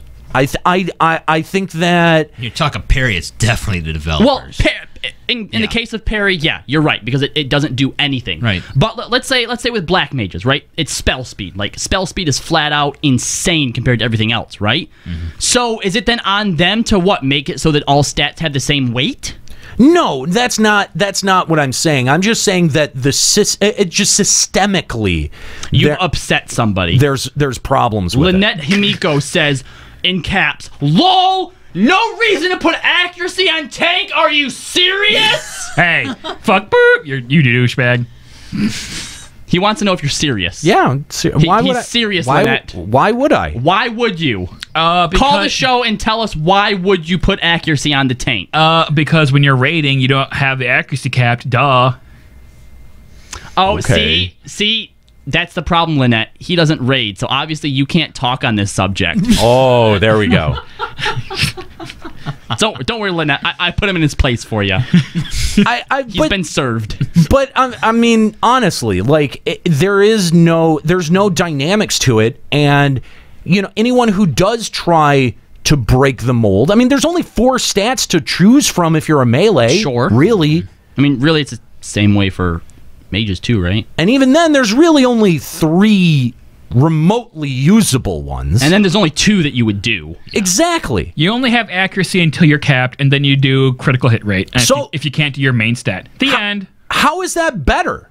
Like, how is that better than, Not having the option whatsoever? or someone needing a rare drop or a rare item to be considered a quote-unquote good, considered good at their job. I mean, I get that one, in FF11, a lot of it was stat-driven, a lot of it is gear-driven. But if we're just taking all of the emphasis off gear and putting it solely on rotations, I'm asking, is that more fun? I don't think that is more fun. Because no. I think the Once you rotation should dictate what the fight is. Say, like, one fight. I mean, you shouldn't have to memorize one rotation for every single fight. And that's- I think the fight should dictate what the rotation Well, is. but the dev team, I think the dev team justifies it by saying, well, the moves that whatever you're fighting is doing, that will break your pattern and you have to adjust for that. But I think you bring up a really good point that you don't have to learn separate patterns for separate fights. You learn one pattern for your job, and that serves you through all the way till the next patch cycle. At least that's the only time we've ever seen a new rotation. Any change in the rotation, and that's because they raised the level cap and added a whole bunch of abilities in there. So unless you... What's up, Jax? Hey! My drops are back. Look at that. Look at that. People were really enjoying you doing them. Melky's like, he can't even get them right. Seriously. Well, it's hard to Can't do. even- Fuck you Can't douchebag. But even say there's it right. There's a beep in there, too. So Can't it's like, even say hey, it right. beep you douchebag. You try it. It's hard. I'm not the drop guy. Yeah, no. Like my dick. We don't have to. My dick is so hard. Okay. When Aniero gets mad, Juxta gets hard. You must be hard a lot. Kallo, things have changed since you've been gone. I think I need to be gone more. Things have changed No, but a lot. I mean, I think, you know what? You're done. You're done. And your drops are done, too. Yeah, He just sorry. got him back. Yeah, I know. Too bad. Too fucking bad. You shouldn't have abused your mic privilege by breathing into it, or breathing at all, really. No, but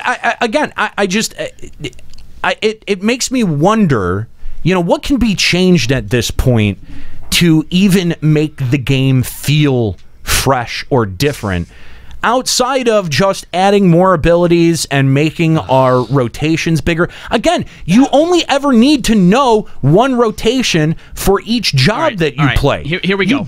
You don't ever need to learn anything else, and the gear doesn't require you to go out of your way to get it. No. You're given more points every week each time you do a thing, and the thing's not even interesting or engaging, and you take those points, you trade them in for the most relevant gear, and then you decide whether or not you want to go raid to get another tier of gear that will really only help you if you're raiding. And it'll be outdated here in a couple months. So this is and will be outdated by normal tone gear. Or even dungeon gear Yes! 4 months down the road. Exactly. Here's what I'd like to see, Square Enix. Yoshi, to you specifically, Yoshi. Yoshi? all right? One of the things that I think you are most applauded for when it comes to creating Final Fantasy XIV 2.0 is the fact that you have taken so many different aspects from so many different games and incorporated them into something that when we first got it was real fresh, felt real original, which is ironic considering that, you took a lot of these things from other games and came up with something, a new formula, right? Right. Don't stop doing that. Right. Okay? Keep borrowing from the other games. Specifically, and I know it's going to seem weird me saying this, but specifically from World of Warcraft. Break it all down. I mean, just recently, I don't know which expansion it was, but they did a huge numbers crunch because it was to the point where, tanks had 500k HP, and they're like, that's too much. These numbers are getting ridiculous. And they basically crunched everything back down. So now, okay, tanks are back to 10k HP, which seems like a nerf, but I mean, everything was scaled. That's a big change to make. Well, that's a very fundamental change. But what was something else that WoW did recently? I feel like we got either an email about it or something, but I feel like WoW did something with some of their main characters, they killed off some main characters recently. Yeah. Oh my god, I just found out about this yesterday! They killed off my boy Vol'jin! Good! No, fuck you! Kill that stupid fucking troll! You in your face! All Vol'jin trolls was a need to die. badass! Fuck you! Fuck the trolls! I hate you! Well, the only good troll is a dead troll. Fuck off! Geez, look at the level of emotion that's inspired in you. I don't think that we've had, we haven't had that kind of debate here on the show since the Sultana died. And that wasn't even a debate. We all agreed it was stupid that they brought her back. Yes, that's true. But I think we should have killed the Sultana again. What is it really going to be Blizzard that blazes us into the third generation or the fourth generation of MMOs? They blazed us into the new FPS generation. I so don't want it to be Blizzard that's at the helm of this again. Look, not taking anything away from Blizzard, but a lot of the structural decisions that they made for World of Warcraft were great for World of Warcraft, but not great when other developers tried to apply that same thing to their game.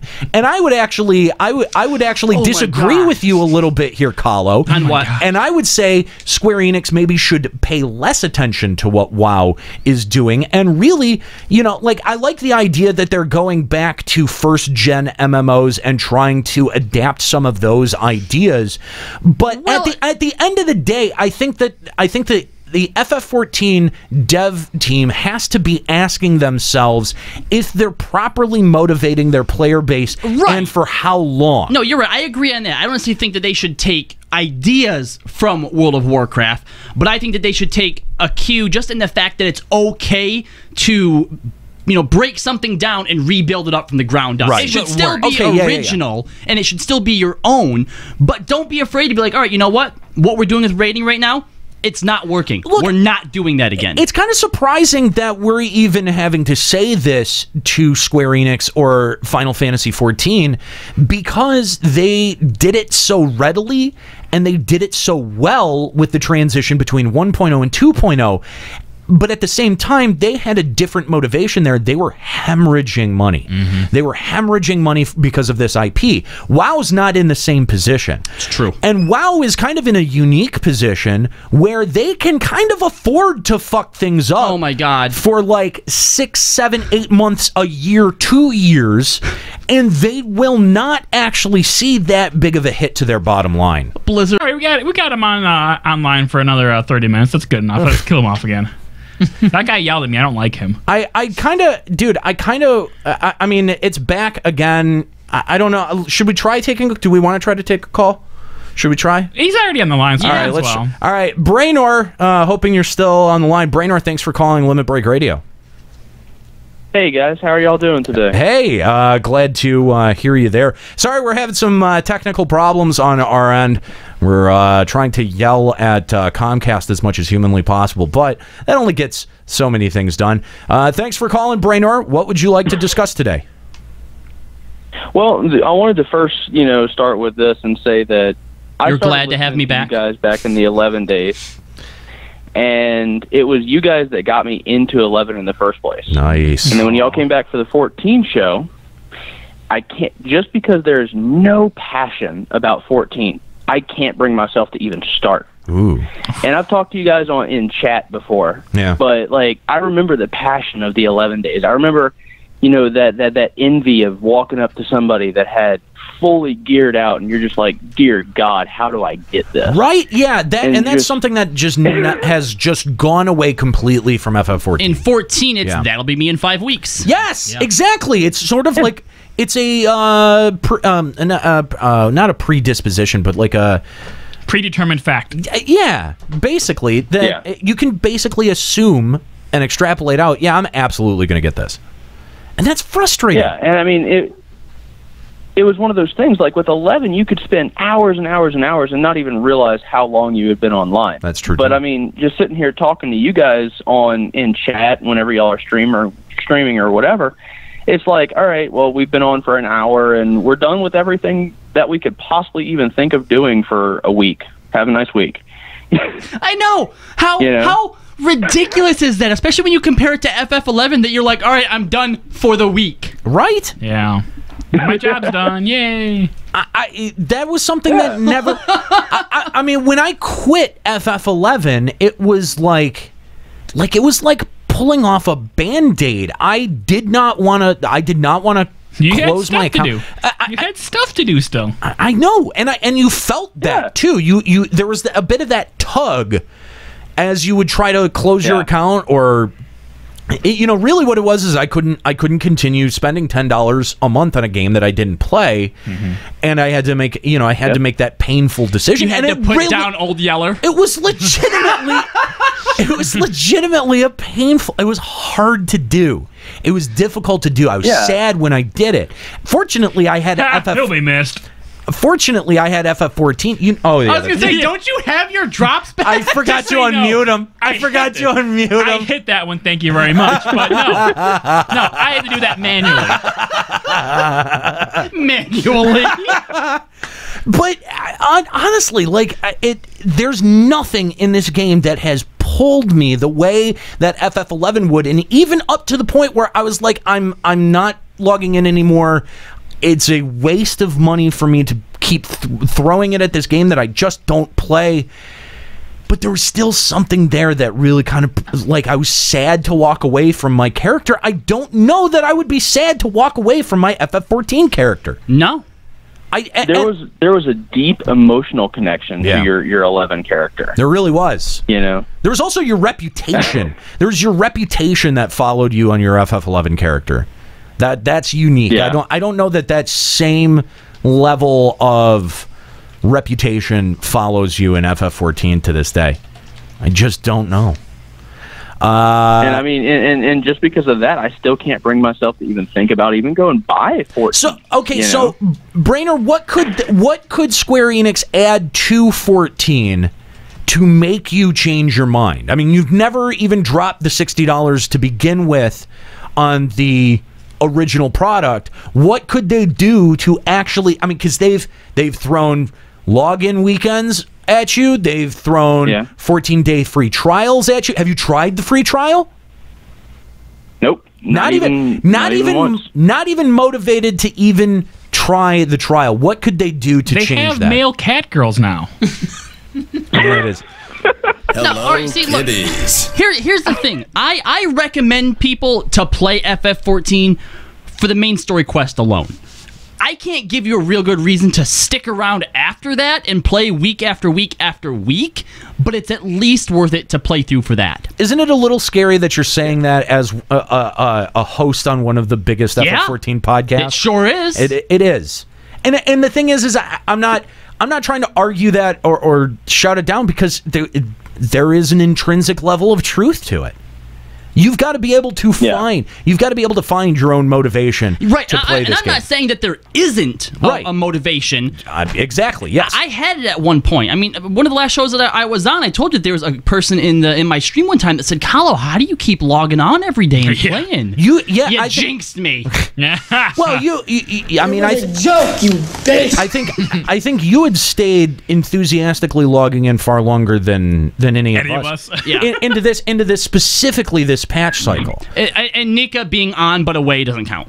Well, and I feel like having structured events and stuff like that helps her. That sort of changes the nature of the conversation. Anyway, so Brainerd, what could they do to get you in the door?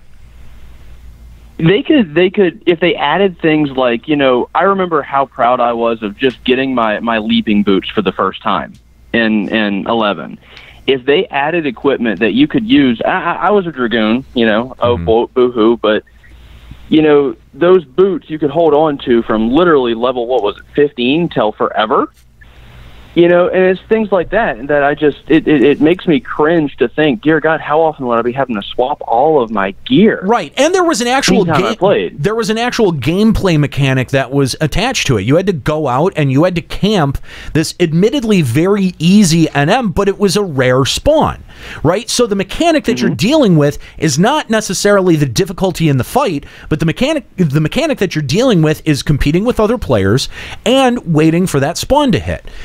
And automatically from the get-go, you're engaged with two mechanics that will be with you for the entirety of the game. And those are fair. I mean, they make it feel like it's sort of like it's got an element of I don't know, almost gambling in it. Sure, but here's where the problem with that lies. Because it hits in that same sort of like receptor group in your brain that gets pleasure from when you win gambling, right? But that mechanic specifically, the waiting around one, do we really want that back? Because I feel like the stuff that we miss is attached to stuff that on paper just seems so terrible. Yes. So asking whether, I think it depends on how you do it, because if you added a set of gear that was able to take you from, let's say, I don't know, maybe 15 all the way to 50, right? You're going to have this gear while you're leveling, and then once you get to where the new level cap started with Heavensward, we'll progressively start giving you new stuff, right? I feel like FF14's approach to giving the player that would either just to have it show up in your MOG delivery box, or it's like a level 1 quest that you get, or a quest chain that you get all these rewards out of. Whereas FF11, right, like you had these great pieces of gear that you could use for a really, really long time, and you had to actually put in some effort to be able to get access to those and use them to their fullest extent. Most people played the game without ever getting leaping boots, right? I got them. Both of them. But they weren't a requirement. But if you knew about them, it felt like you knew something that somebody else did. And you know what? That's something else that added to this living world. Because I remember the first time I had a little Taru friend. He was a white mage and a black mage and eventually a red mage. Yeah, I'm sorry. Named Kamal. And I remember he came up to me one time and he's like, "I heard about this monster, this lizard called Leaping Lizzie. Yeah. That drops these boots that sell for like 4 mil." And I, at that point, because we were like level like 20ish, like that type of money, I'm like, what? That type of thing exists in the game? Yeah. And we went there, we're camping and we're running around and stuff like that. And we started, after 4 hours, we started getting so discouraged. And he's like, "I think it popped. I think somebody said it popped. I think it popped." And we were like, all like, "Oh man," like really down and out. And he's like, "Wait, no, it didn't. It could still be out there." We're like, "Holy shit!" And we started like running around our little things again. And at this point, I'd never heard of really NMs with these drops before, so it was like pursuing this urban legend. Yeah, and equip +3 boots of kicking. I mean, look, some of this has to do absolutely with the era that we were in, the culture of the internet at that point. Like, obviously we all had the internet. You needed the fucking internet to play the game. But the level of communication that was happening over the internet was like it was minuscule compared to what it is now. People pick things apart very quickly. People dissect things very quickly. You're really, and like Zero Vein says, but with guides and YouTube, how can that kind of stuff happen again? Exactly. That's a great point. It can't. It can't. You're right. No, you're absolutely right. This kind of stuff. Or maybe it can. If Flashpoint reset the timeline. It could, Final Fantasy Point. No, it can't. But not even just that. even if they could recreate it, we've already lived through it once in our first MMO. Yeah. I don't think it can be created, so you have to come up with something new. I'd like for them to I would like for the FF14 development team to be asking themselves the same basic questions that we're asking ourselves, right? Like, I'm not sure exactly why FF11 motivated me so much more than FF14, but we've dedicated now almost 2.5 hours to trying to figure out what it is. Yeah, you want to know what it, part of it's definitely the difficulty, right? Because it was personal. Yes. If you couldn't get past something, it was personal. Which Cecelia perfectly points out in her her Kotaku article. Yeah, because it comes right back to the way that it's just set up. Is even if you can't beat something in 14, I'll wait for the next expansion, then I'll kick your ass. Wasn't like that in Final Fantasy 11. Right. If you wanted to get C, you had to get C. So every time you lost, it got personal. It's like in Pokemon Go. If something keeps breaking out of my ball, you guys just run away. Not for me. You make me waste more than 10 balls in your ass, I am going to grind you into a tiny little candy and feed you to your brothers and sisters. Eat my dick! You're right though that I even feel motivated differently by Pokemon Go and much more into it than I am with 14, not just right now, but I think even in an overall general sense. And I almost don't understand it, because I should. I mean, maybe it's just fatigue. I don't know. But the game designers need to be asking this question, because I don't think I'm the only one. No, and here's the thing. I actually asked myself the other day. I forgot what I was doing, but I was thinking about FF14, and maybe it's because I was finally going to be on the show again. But I was feeling bad because I haven't really played it all that much. And I'm like, what could they do to get me back? Like, if a new patch came out tomorrow with new tome gears. Right. I mean, obviously, I'd log in to do it, but would I want to? God, it almost feels like obligation right now, doesn't it? It really does. Then that's so much time and effort into it now. Oh, and that sucks. Oh, do I hate that. I feel like it's finally gotten to a breaking point. And you know what the final straw was? It was Deep Dungeon not living up. Yeah, I think you're right. The reality of it... What? Go ahead. I was going to say the reality of it for me is I'm more willing to pick up FF11 mobile when it comes out than I am to pick up 14. And that's sad. That's kind of sad. It is sad. Brainor, thanks for the call today. We appreciate it, and hearing from an FF11 exclusive player's perspective, we appreciate that. Thanks, man. We invite your calls. Limit Break Radio on Skype. 810-515-8715, limitbreakradio.com/Discord if you'd like to join us on Discord. Don't forget, we're coming, hopefully, assuming that the connection stays stable, we'll be back at 5 p.m. over at twitch.tv/Final Encountercast. We're going to be talking about not just Pokemon Go, but we're also going to be talking about Pokemon Sun and Moon and the new Alolan forms that have been coming. S&M. Yeah. I'm down for that. We're going to be talking for that. We're going to be talking about that. That's coming up next over on twitch.tv/Final Encountercast. And there's actually, there's a bit of an observation that I can't say that this is my own observation, but I picked up on this from a YouTube video, and I can't even remember which video it was. But do you guys remember when Red and Blue was out, when Pokemon Red and Blue was out, and like, we had only had it for maybe a couple of years pre Gold and Silver, that there were all of these rumors and about Mew 3? No, just Mew, just how to get Mew at all. Period. And under the truck after the Shipley. Yes, doing the glitch on the Nugget Bridge. Yes, that one works, by the way. I did it. Yeah. But the thing is, like, there were so many.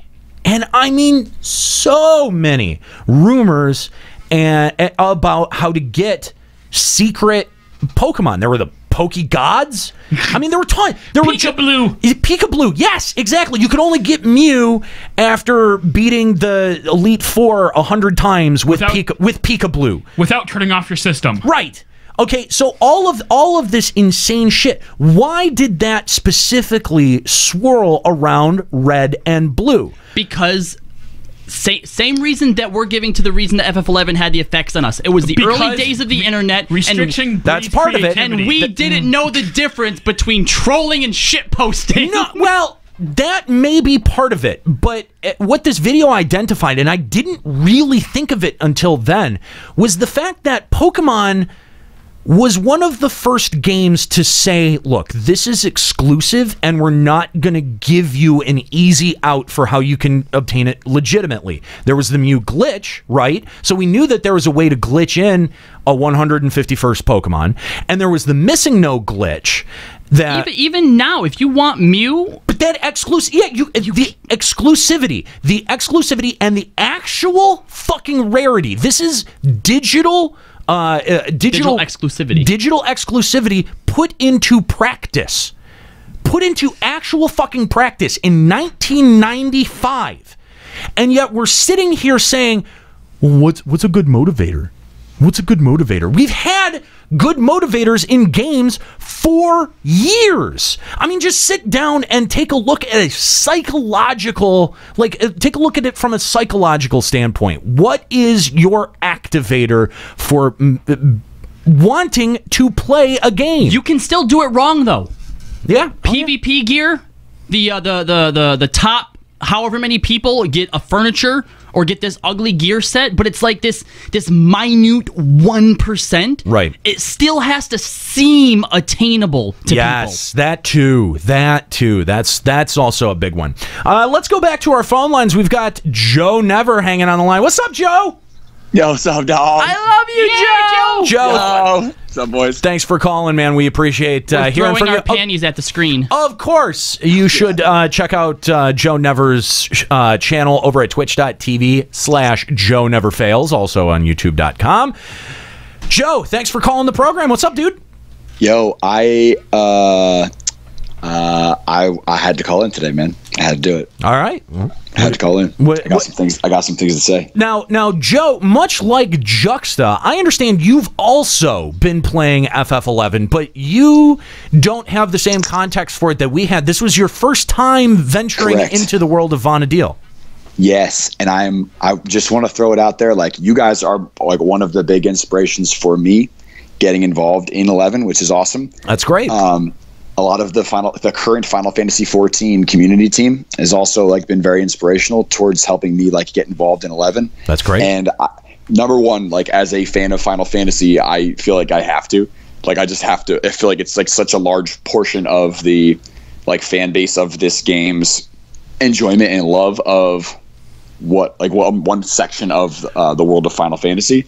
Well, and I have to try it. I also feel like FF14's fan base is, while it is diverse, there's got to be a foundational bedrock of like half FF11 players. You know what I mean? Like I know that Square Enix retained a lot of people from FF11 to FF14 2.0. So yes. So there's that as well. That if you really want to be able to talk about the way that Square Enix develops and approaches MMOs, I think that FF11 is an important context to have because it captures this really, like we were saying earlier, this very unique time in MMOs. Yes.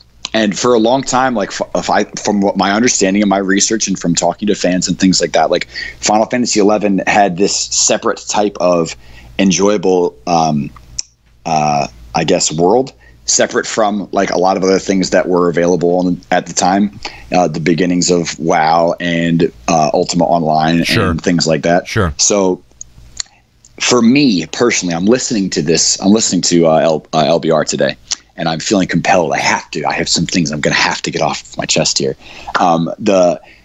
number one, like I love 11 already. Like I'm level 22 or 23, and I haven't explored very much. I'm very excited. And yeah, I know. We're not gonna get. Let's not take it there right yet. Okay. I know. It's a mountain. I'm looking at a mountain, and I'm gonna get there. But I'm excited. It's like a very short.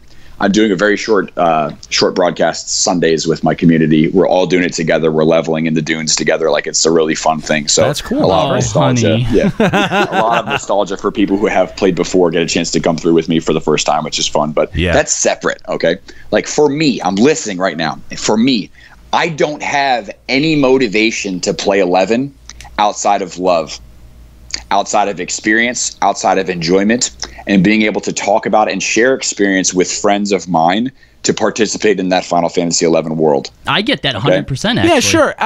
That's my motivation. At the same time, I feel like that's a lot of me right now with 14. And again, I don't know whether to chalk that up to fatigue or whether to just. I mean, because it really is. It feels like this game and our audience and our community is kind of the only thing really rooting me to FF14 at this point. That's okay. And I've had this conversation with you previously. We've had this conversation.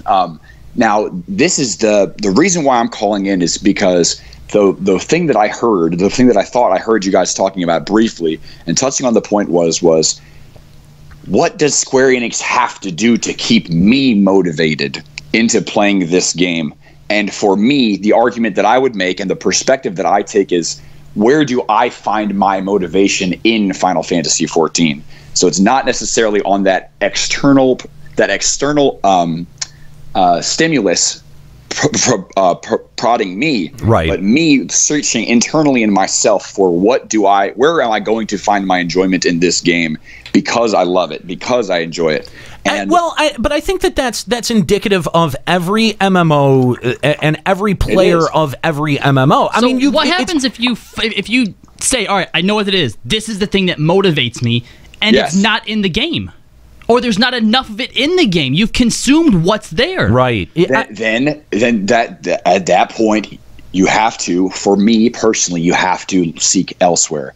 But at the same time, it's not justified to complain about it in Final Fantasy XIV unless I'm pursuing all paths to make and give a feedback loop to the company that's creating the game. Now, I will make one large example here, and you guys know with me for PvP.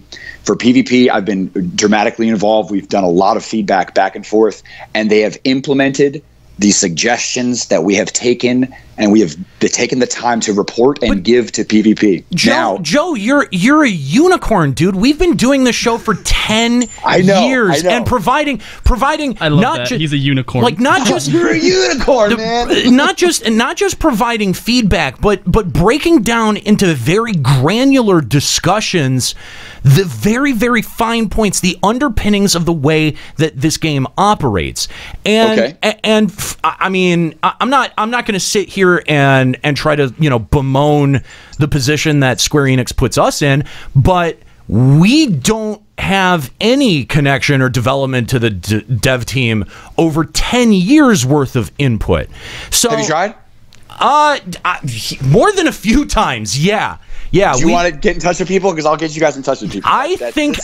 Joe, we don't want to ruin this for you. No, Joe, I honestly, because you guys have such a beautiful perspective, and you do have a connection to a large speaking population of this video game. But we know it hurts me in the heart to know that you guys are not happy with the current content. We know that they listen. We know that the information, that the criticism filters back to Square Enix. Yeah. That's 100. We know that. We don't need a PR exec sitting there saying, okay, well, I filtered your request.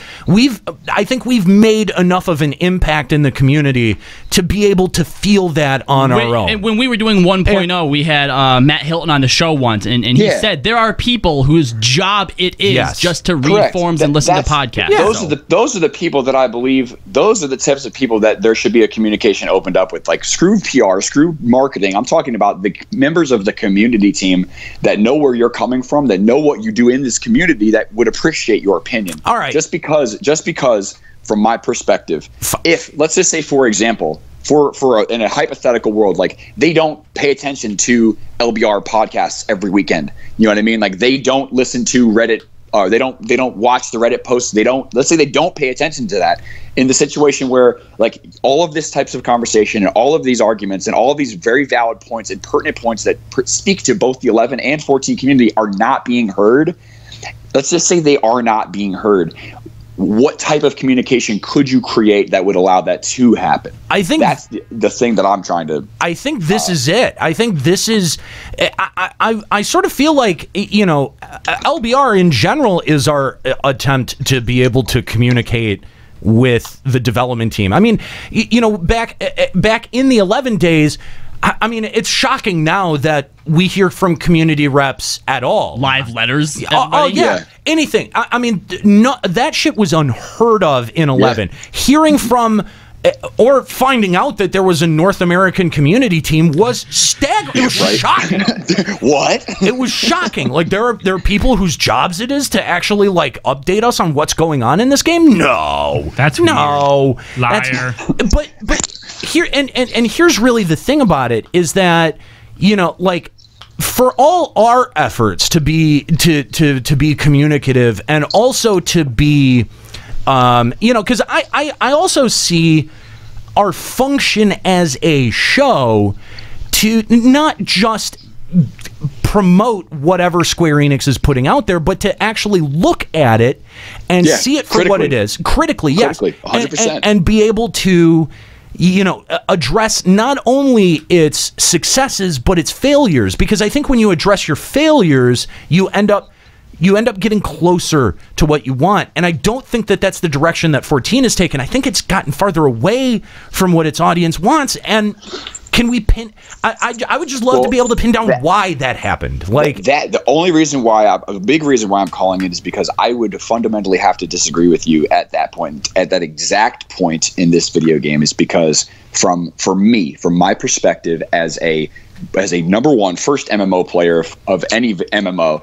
and a Final Fantasy 14 from the day one playing this video game, I think that the community team, the dev team, and the production team, everything about Final Fantasy 14 has changed in a huge way, 100% towards catering towards what we want out of this video game specifically. And I would seriously disagree at that point. Just because take a look at everything that they've done, man. We've got 24-man raids. We've got more PvP. They listened to us twice. They listened to the entire community of this game twice about the severity of raiding. They talked about the level, scale of raiding. They talked about the tomes. They changed the amount of tomes. They changed the type of gear that we get from the game. They added in all these new systems for everyone outside of raiders. They've made it more accessible.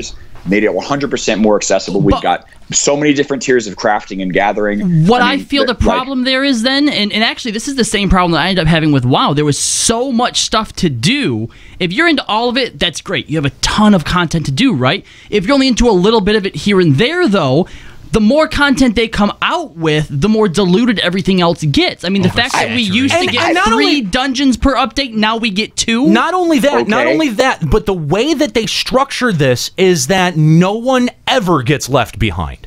No one ever gets left behind. They keep pushing the entire community's stats along to the point where there's almost no need to catch up if you've been gone for 3 months. There is. The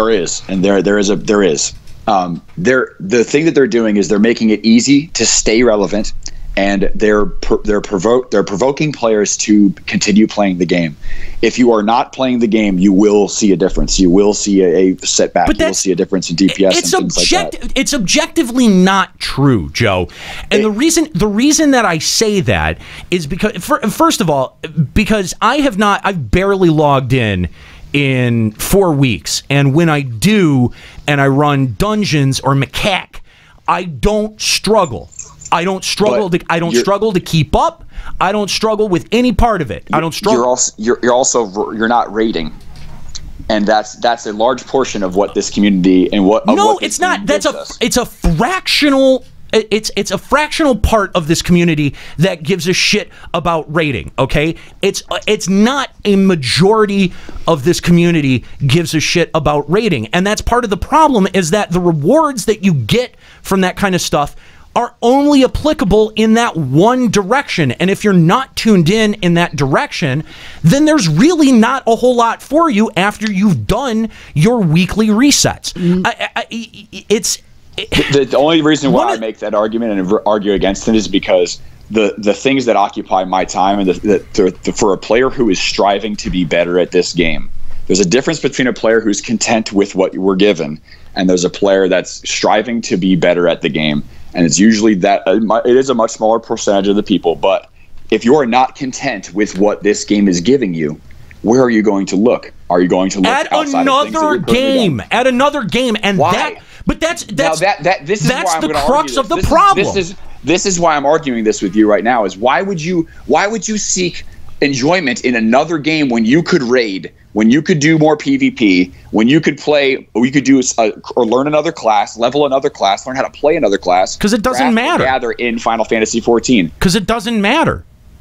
Why would you just be casual at another game then? It does, because the only thing that I care about in FF14 is Dark Knight. I don't care about any other job. It's the only job I've ever cared about in any Final Fantasy game, going back as far as I liked Final Fantasy games. I could give a fuck less about being a botanist or a fucking... And I agree with you on that. Weaver, I agree with you on that 100%. Or a dragoon. I actively get angry when I have to play another job other than Dark Knight.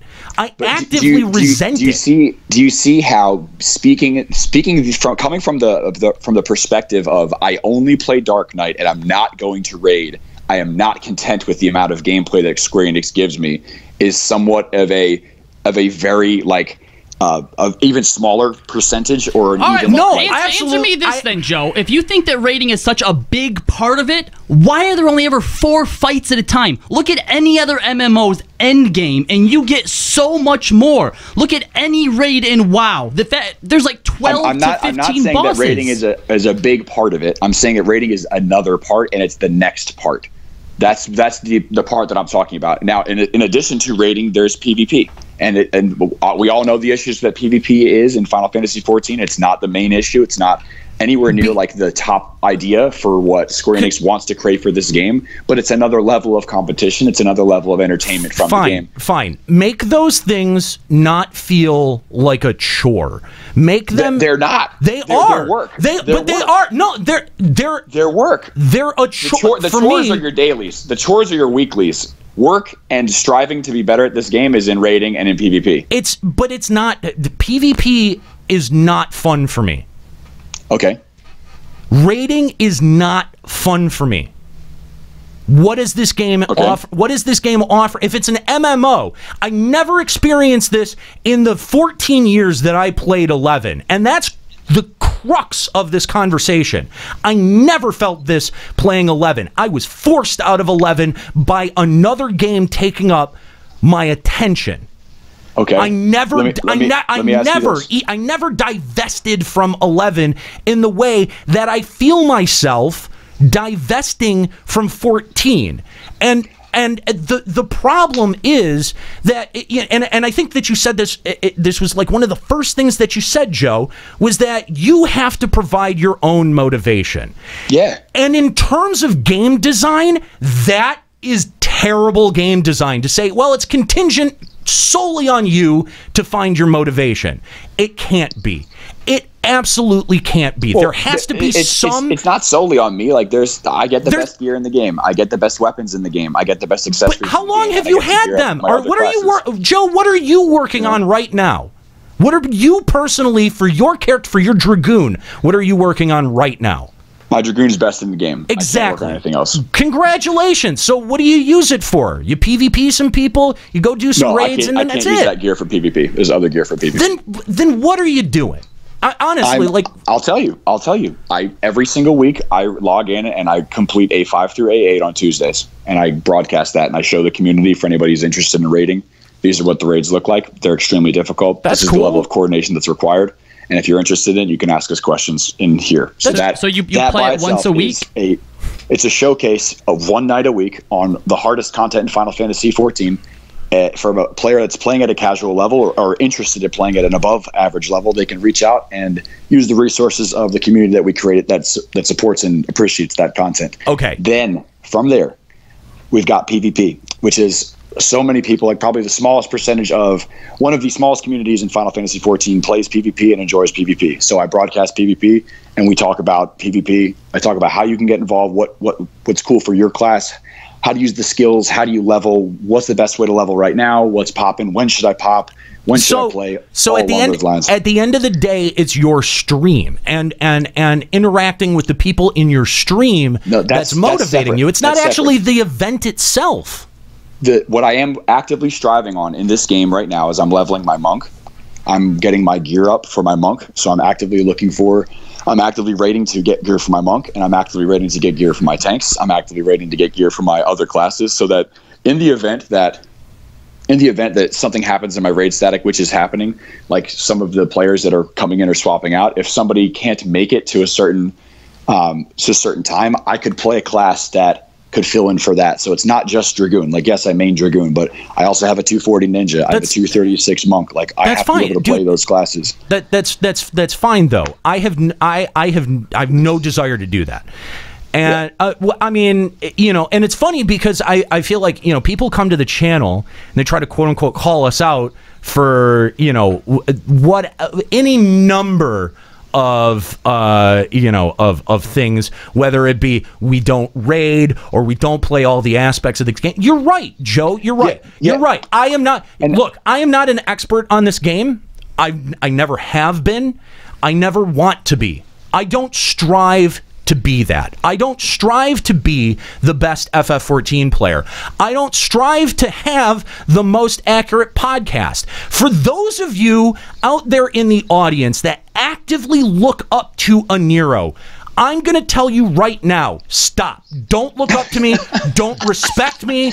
I have willfully opened up this mic and openly disrespected many members of this community without even really a reason. I have no reason. Idiot. I have no reason to elicit your respect half the time you listen to me, but yet you give it to me, and I don't understand. Sometimes I don't understand why. I have no desire to be the best at this game. I have no desire to even beat out anyone else at this game. You know what I am at the end of the day? You know what is encoded into my DNA? I'm a broadcaster. I am a radio host. And the thing that I want to do at the end of the day, that I want to spend all of my time thinking about and doing, is how to make a good radio show.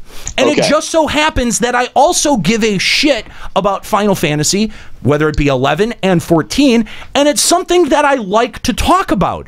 All of these expectations that you've got to be X to be able to sit in the chair and do the show is all nonsense. So I'm coming at it from probably your average player's perspective that is only somewhat invested in the game. And I even sit here and I will admit I'm far more invested because I do this show. And if I'm sitting here as a host of a podcast that has an external reason for wanting to be invested in this game, and I am struggling to find the fun, that's not a problem with me. It's a systemic problem with the game. And you can see it in the numbers that have been leaving. It is objective.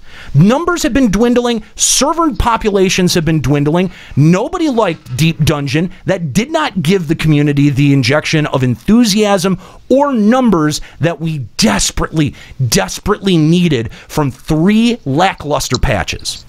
So I mean, I don't feel like I'm coming at this from the perspective of a podcast host. Even if I am, that's to me, that's even more of a damning indictment on Square Enix's development patterns.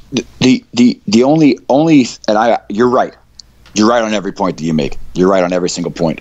The only thing that I would encourage anybody and everybody over at LBR to consider the point is that, and I know you're coming from this, and it's from your opinion, and it's from your perspective, and it's from the amount of effort that you put into the game. But there are people that that look up to you. There are people that listen to this broadcast, and there are also people that have never heard of Final Fantasy before who search for Final Fantasy 14 broadcasts on Twitch on Sundays. And to hear from the perspective of a player that only logs in weeklies on Dark Knight, and to hear that there is no content in this game, that this game is failing, that there's nothing to do, I'm not having fun, is only one angle of one perspective of this game. Exactly. I've never claimed to speak for anybody except myself. Your voice is loud, and it carries a lot of weight in this community. I realize that. I realize that. But at the same time, I feel like, you know, if there are players, I can't be the only one to feel like this. I've taken the temperature of, you know, the rest of the people in the room. You know, like, I feel like you've got to talk about it, because otherwise you're doing a commercial for FF14, and that's not what I want to. They don't pay us to do that. No, but at the same time, you are making somewhat of a living and an income from this community.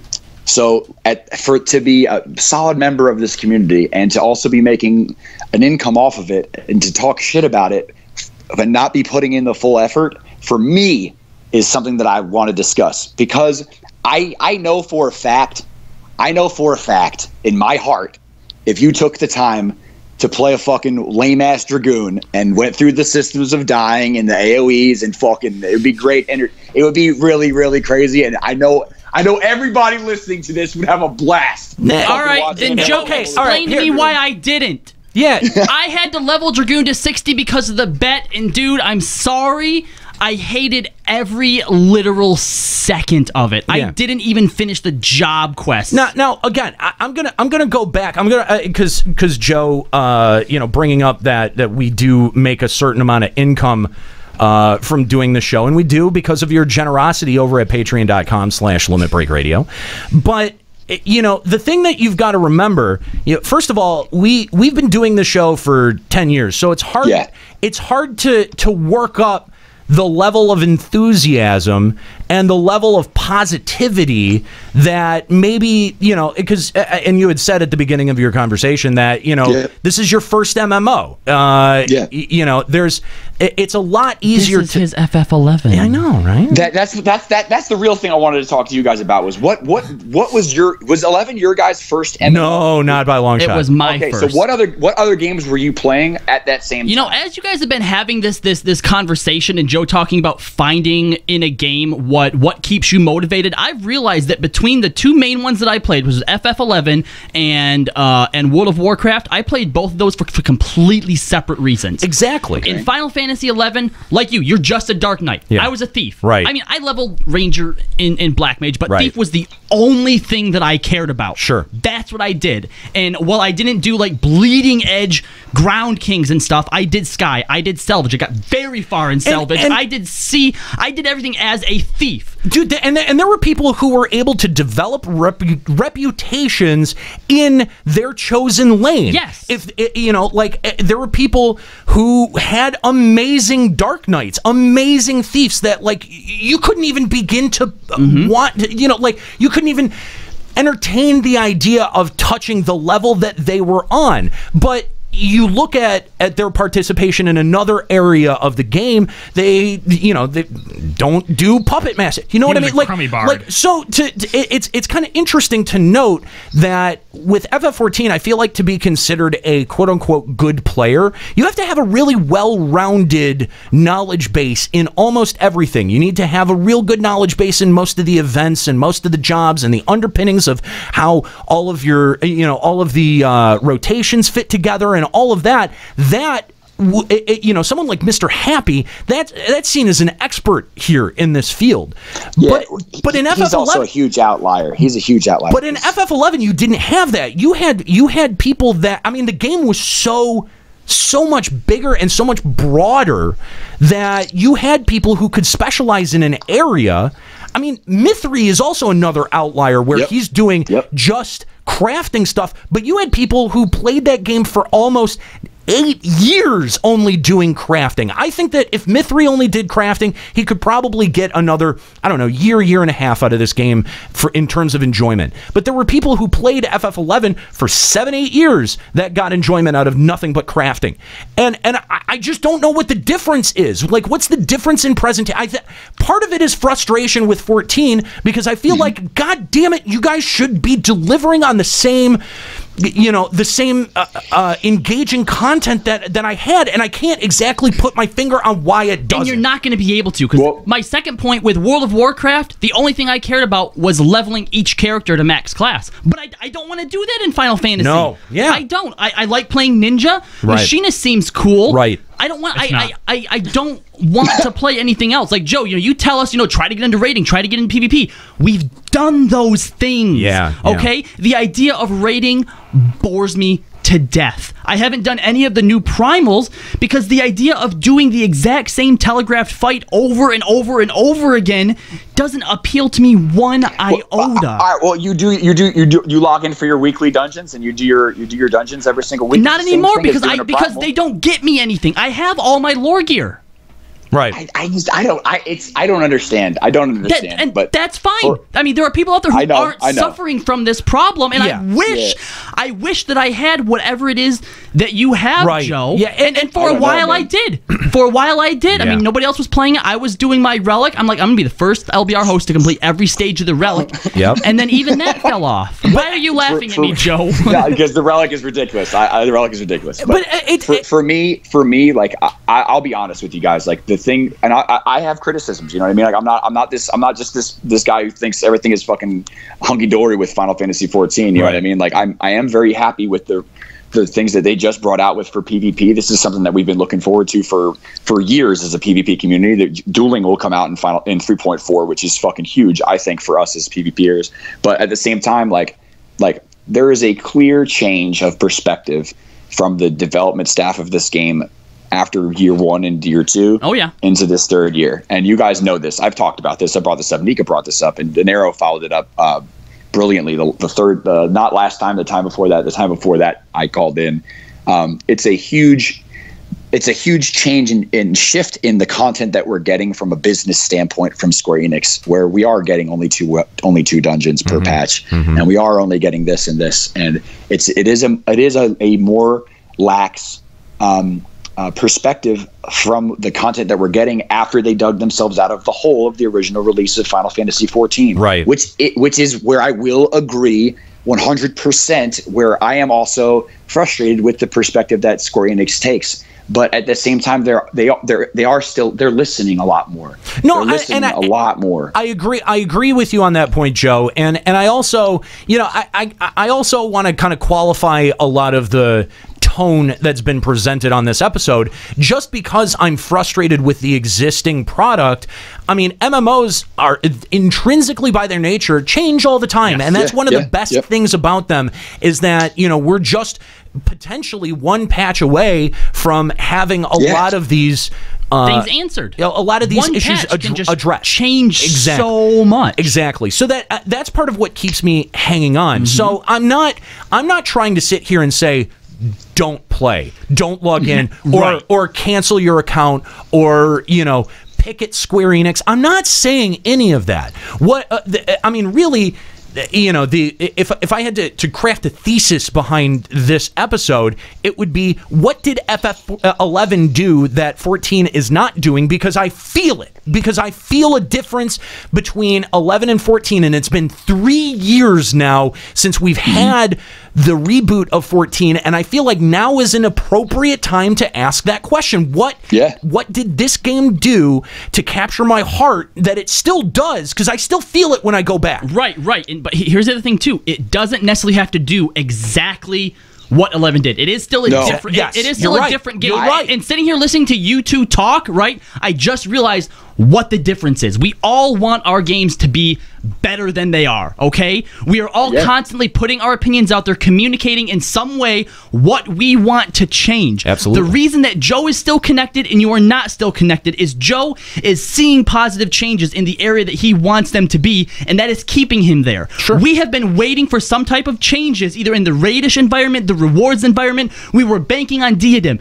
It was a letdown. We were banking on Deep Dungeon, and it was a letdown, and that's driving us away. Yeah. And obviously, like you said, we still love the game. We still want to play the game. But I think what's happening here, what the big difference between Joe is and what the difference between us is that he is actively seeing something change that's keeping him there, and we feel like stagnant. We're stagnant, yeah. Like we're not getting what we need or what we would like to get. I think the big thing to keep in mind here is we know that you can't make everyone happy. Right. And at this particular moment, we just happen to be in that subset of unhappy players. Right. And at least to why do an episode like this? I just feel like not talking about it is far more disingenuous than being a little bit negative on an episode. I'm fine with being negative. It's not part of my job. It's not part of my bottom line to sell units for Square Enix. If they wanted to do that, they can buy ad time on this show. But wink, wink. But that's not. I wish that was part of my bottom line too, because I'd be a great one. Sponsored content. But it's not. But that's not my priority, though. It's not my priority to do a commercial for FF14. What my priority is to try to talk about what is going on in this game, and the thing that I'm seeing. And maybe this is just my narrow perspective. And the thing that I'm seeing is a lot of people hitting the door. I'm seeing a lot of people leave and a lot of people complaining that they're just not engaged. Yeah, and I'll try next patch. Right. And I'm starting to feel some of that too. And so I feel like asking the question and getting that all out and airing your grievances is far more real and genuine than to say, I'm not quite kind of into it, but we're gonna talk about Lords of Verminion this episode, guys. Mwop, mwop, mwop, mwop. Yeah, I really appreciate the conversation, Joe, because I think that you expressed a lot of things that someone who doesn't agree with our tone or that doesn't agree with our assessment of the game right now, I think that they would be probably closer to your assessment of the game. And I think that it's good to have that discussion represented in this discussion. And you want to know what's really cool? Is that we're all still friends. Oh yeah. This is my thing. This is the big thing for me is like, I know your guys' perspective, and I've been involved with. I've been a listener. I've been a caller. I've met you guys at FanFest. I'm looking forward to giving y'all big hugs at FanFest this year. Hell yeah! For me, I know the perspective that you guys take, and that's it. Everybody has their own perspective and opinion.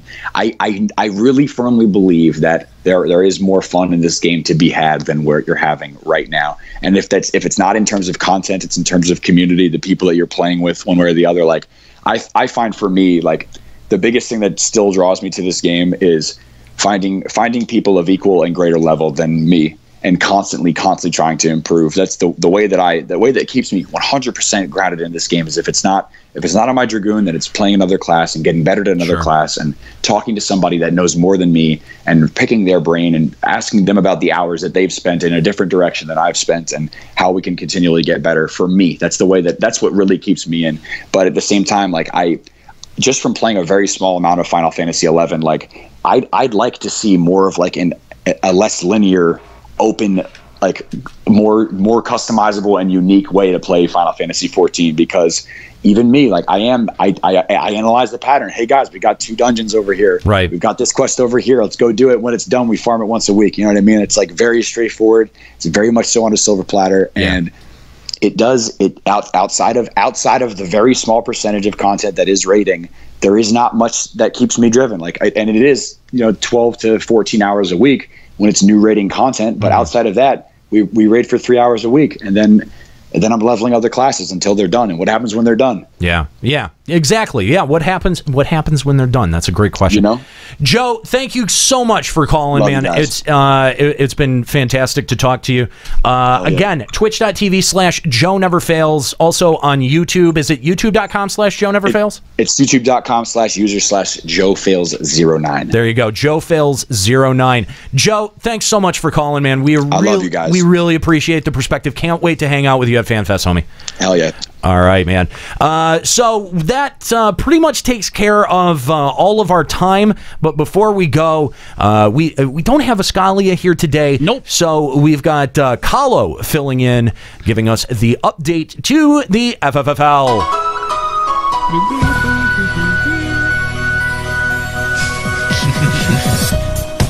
It's interesting because it was there. I mean, it was there. It just, yeah. We didn't hear it. Oh, okay. Well, good afternoon, FFL fans everywhere. Week 1 is in the books, and it certainly was not without controversy. Wasting no time, GM Kallo is once again the subject of investigation. This time, legal officials are looking into an attempted surrender of the match between the Edelweiss Avengers and the Super Senpai Megaforce. Follow the rules. After extensive investigation and examination of gambling patterns, the league has cleared GM Stern of all wrongdoing, and his victory for the week will stand. While there was no collusion, an attempted surrender was found to not be in line with the competitive nature of the league, and the Avengers have been promptly punished. Get owned! Fran and Robel Akbel have been removed from their active roster and sent to the waiver wire, while Biggs and Wedge have been enlisted to fill their slots. Now, specifically, that's Final Fantasy VII Biggs and Wedge. I got some dead people for you, Juxta. How exciting. Now, on to the results from the week. The Super Senpai Megaforce apparently took the attempted surrender as a snub as they decimated the Avengers in our largest margin of the victory of the week. Damn. AKA they stole through the match. They just pretended. The Blob T-Rexars successfully invaded Limsa Lominsa, taking the win over the Melusine Marauders. The missing member... Wow, that's a weird name. The missing, yeah, that's it's like a bar, pub, or whatever. Oh, the missing member. Yeah. I feel like someone's just missing a cock. Lived up to its name as protagonist may as well have not shown up this week. The Chocobos take the win over the Red Wings. Titans Banana Hammock got up to a strong start as they were looking for coming off last season, winning their season opener against El Negro Grande. Bimbo, it's Mexicano. Bimbo USA had a rough week for the first season, though fans are still trying to figure out how they lost to a swarm of dead Marvins. Woo! The Verminion Lords, sponsored by Don Mulsum, the choice of the previous generation, pick up the win to go 1-0. The Verminion Lords would like to dedicate this win to the Manderville Gold Saucer. You can play Lords of Verminion at your local Manderville Gold Saucer. On the waiver wire this week, Fran, Robel Akbel, Steiner, Cypher, Galoof, Setzer, Vincent, Riku, Eco, and Aldo. And the waiver order this time is Juxta, Papa Woody, Kallo Gordor, Mad Hatter, Escalia, Surin, Aniero, Melky, and Nika. Waivers must be submitted to Escalia by 12 a.m. Tuesday. There you go. And finally, coming up this week, the Chocobos face their first road test of the season as they head across town to face off with the Melusine Marauders. Titans Banana Hammock will leave the safety of the Naval as they journey to the Balam Garden Training Center for a match with the T-Rexars. The Red Wings continue their opening road trip, this time heading over to the Rogues Den Fight Club to take on the Edelweiss Avengers. And fresh off their win this week, the Super Senpai Megaforce prepares the Chaos Shrine for a home game against the Verminion Lords. And the Midgar Slums are going to be jumping this week as Bimbo USA comes to town to take on the home team, El Negro Grande. Remember, guys, to head over to the blog at limitbreakradio.com on Tuesday night for the weekly update and votes. Go out over the Limit Break Radio Twitter. And definitely not the Escalia Twitter. Escalia. They're not just simply retweets. They go out over the goddamn Twitter account. Inappropriate. Is that it? That's it. All right. Well, there you go. That's your FFFL update. Make sure to check limitbreakradio.com and follow at Limit Break Radio to be able to vote in the FFFL. That's going to do it here for the show today. We got a lot of emails our last episode. We got a shit ton of emails, and I'm a little bit disappointed that we weren't able to get to any of them today, although I do think that that conversation with Joe definitely made up for it. Mm-hmm. It's not often that we get somebody calling in and sort of disagreeing with us or even trying to challenge us and hold us down to why we have that opinion. That's the thing, was the whole whole time he was actually pushing back. Absolutely. Yes. And I respect that. I respect the hell out of that. And he's, he clearly has, his own opinions that are well thought out and well reasoned. And we don't know everything about this game. We don't claim to speak for the entire community. We don't even try to speak for the entire community. We really just sort of speak for ourselves. And that's always what we've had the intention of. We've always just really seek to speak for ourselves. And if you happen to agree, that's great. And if you don't, that's also great. And we allow you to call the show just like Joe did today. But you're wrong. But and we'll be ready to tell you why you're thoroughly wrong. So that's going to do it here for the show today. Guys, I want to thank you so much for joining us live here at twitch.tv/Limit Break Radio. A huge shout out to Cecelia D'Anastasio for joining us. And make sure you go check out her Kotaku article about why FF11 was so challenging and how it brought us together as a community. Fantastic. Thank you to Cecelia. Also, thank you to my crew. We got special guest Kallo Landis. We got Papa Woody hanging out. We've also got Kooky Persona, who's been answering the phones, as well as Escalia and Nika, who couldn't join us today but are here in spirit. And also thank you to Kallo for showing up today, and to Juxta. You show up most of the time, but you can show up less. Anyway, I'm Aniero. Keep listening.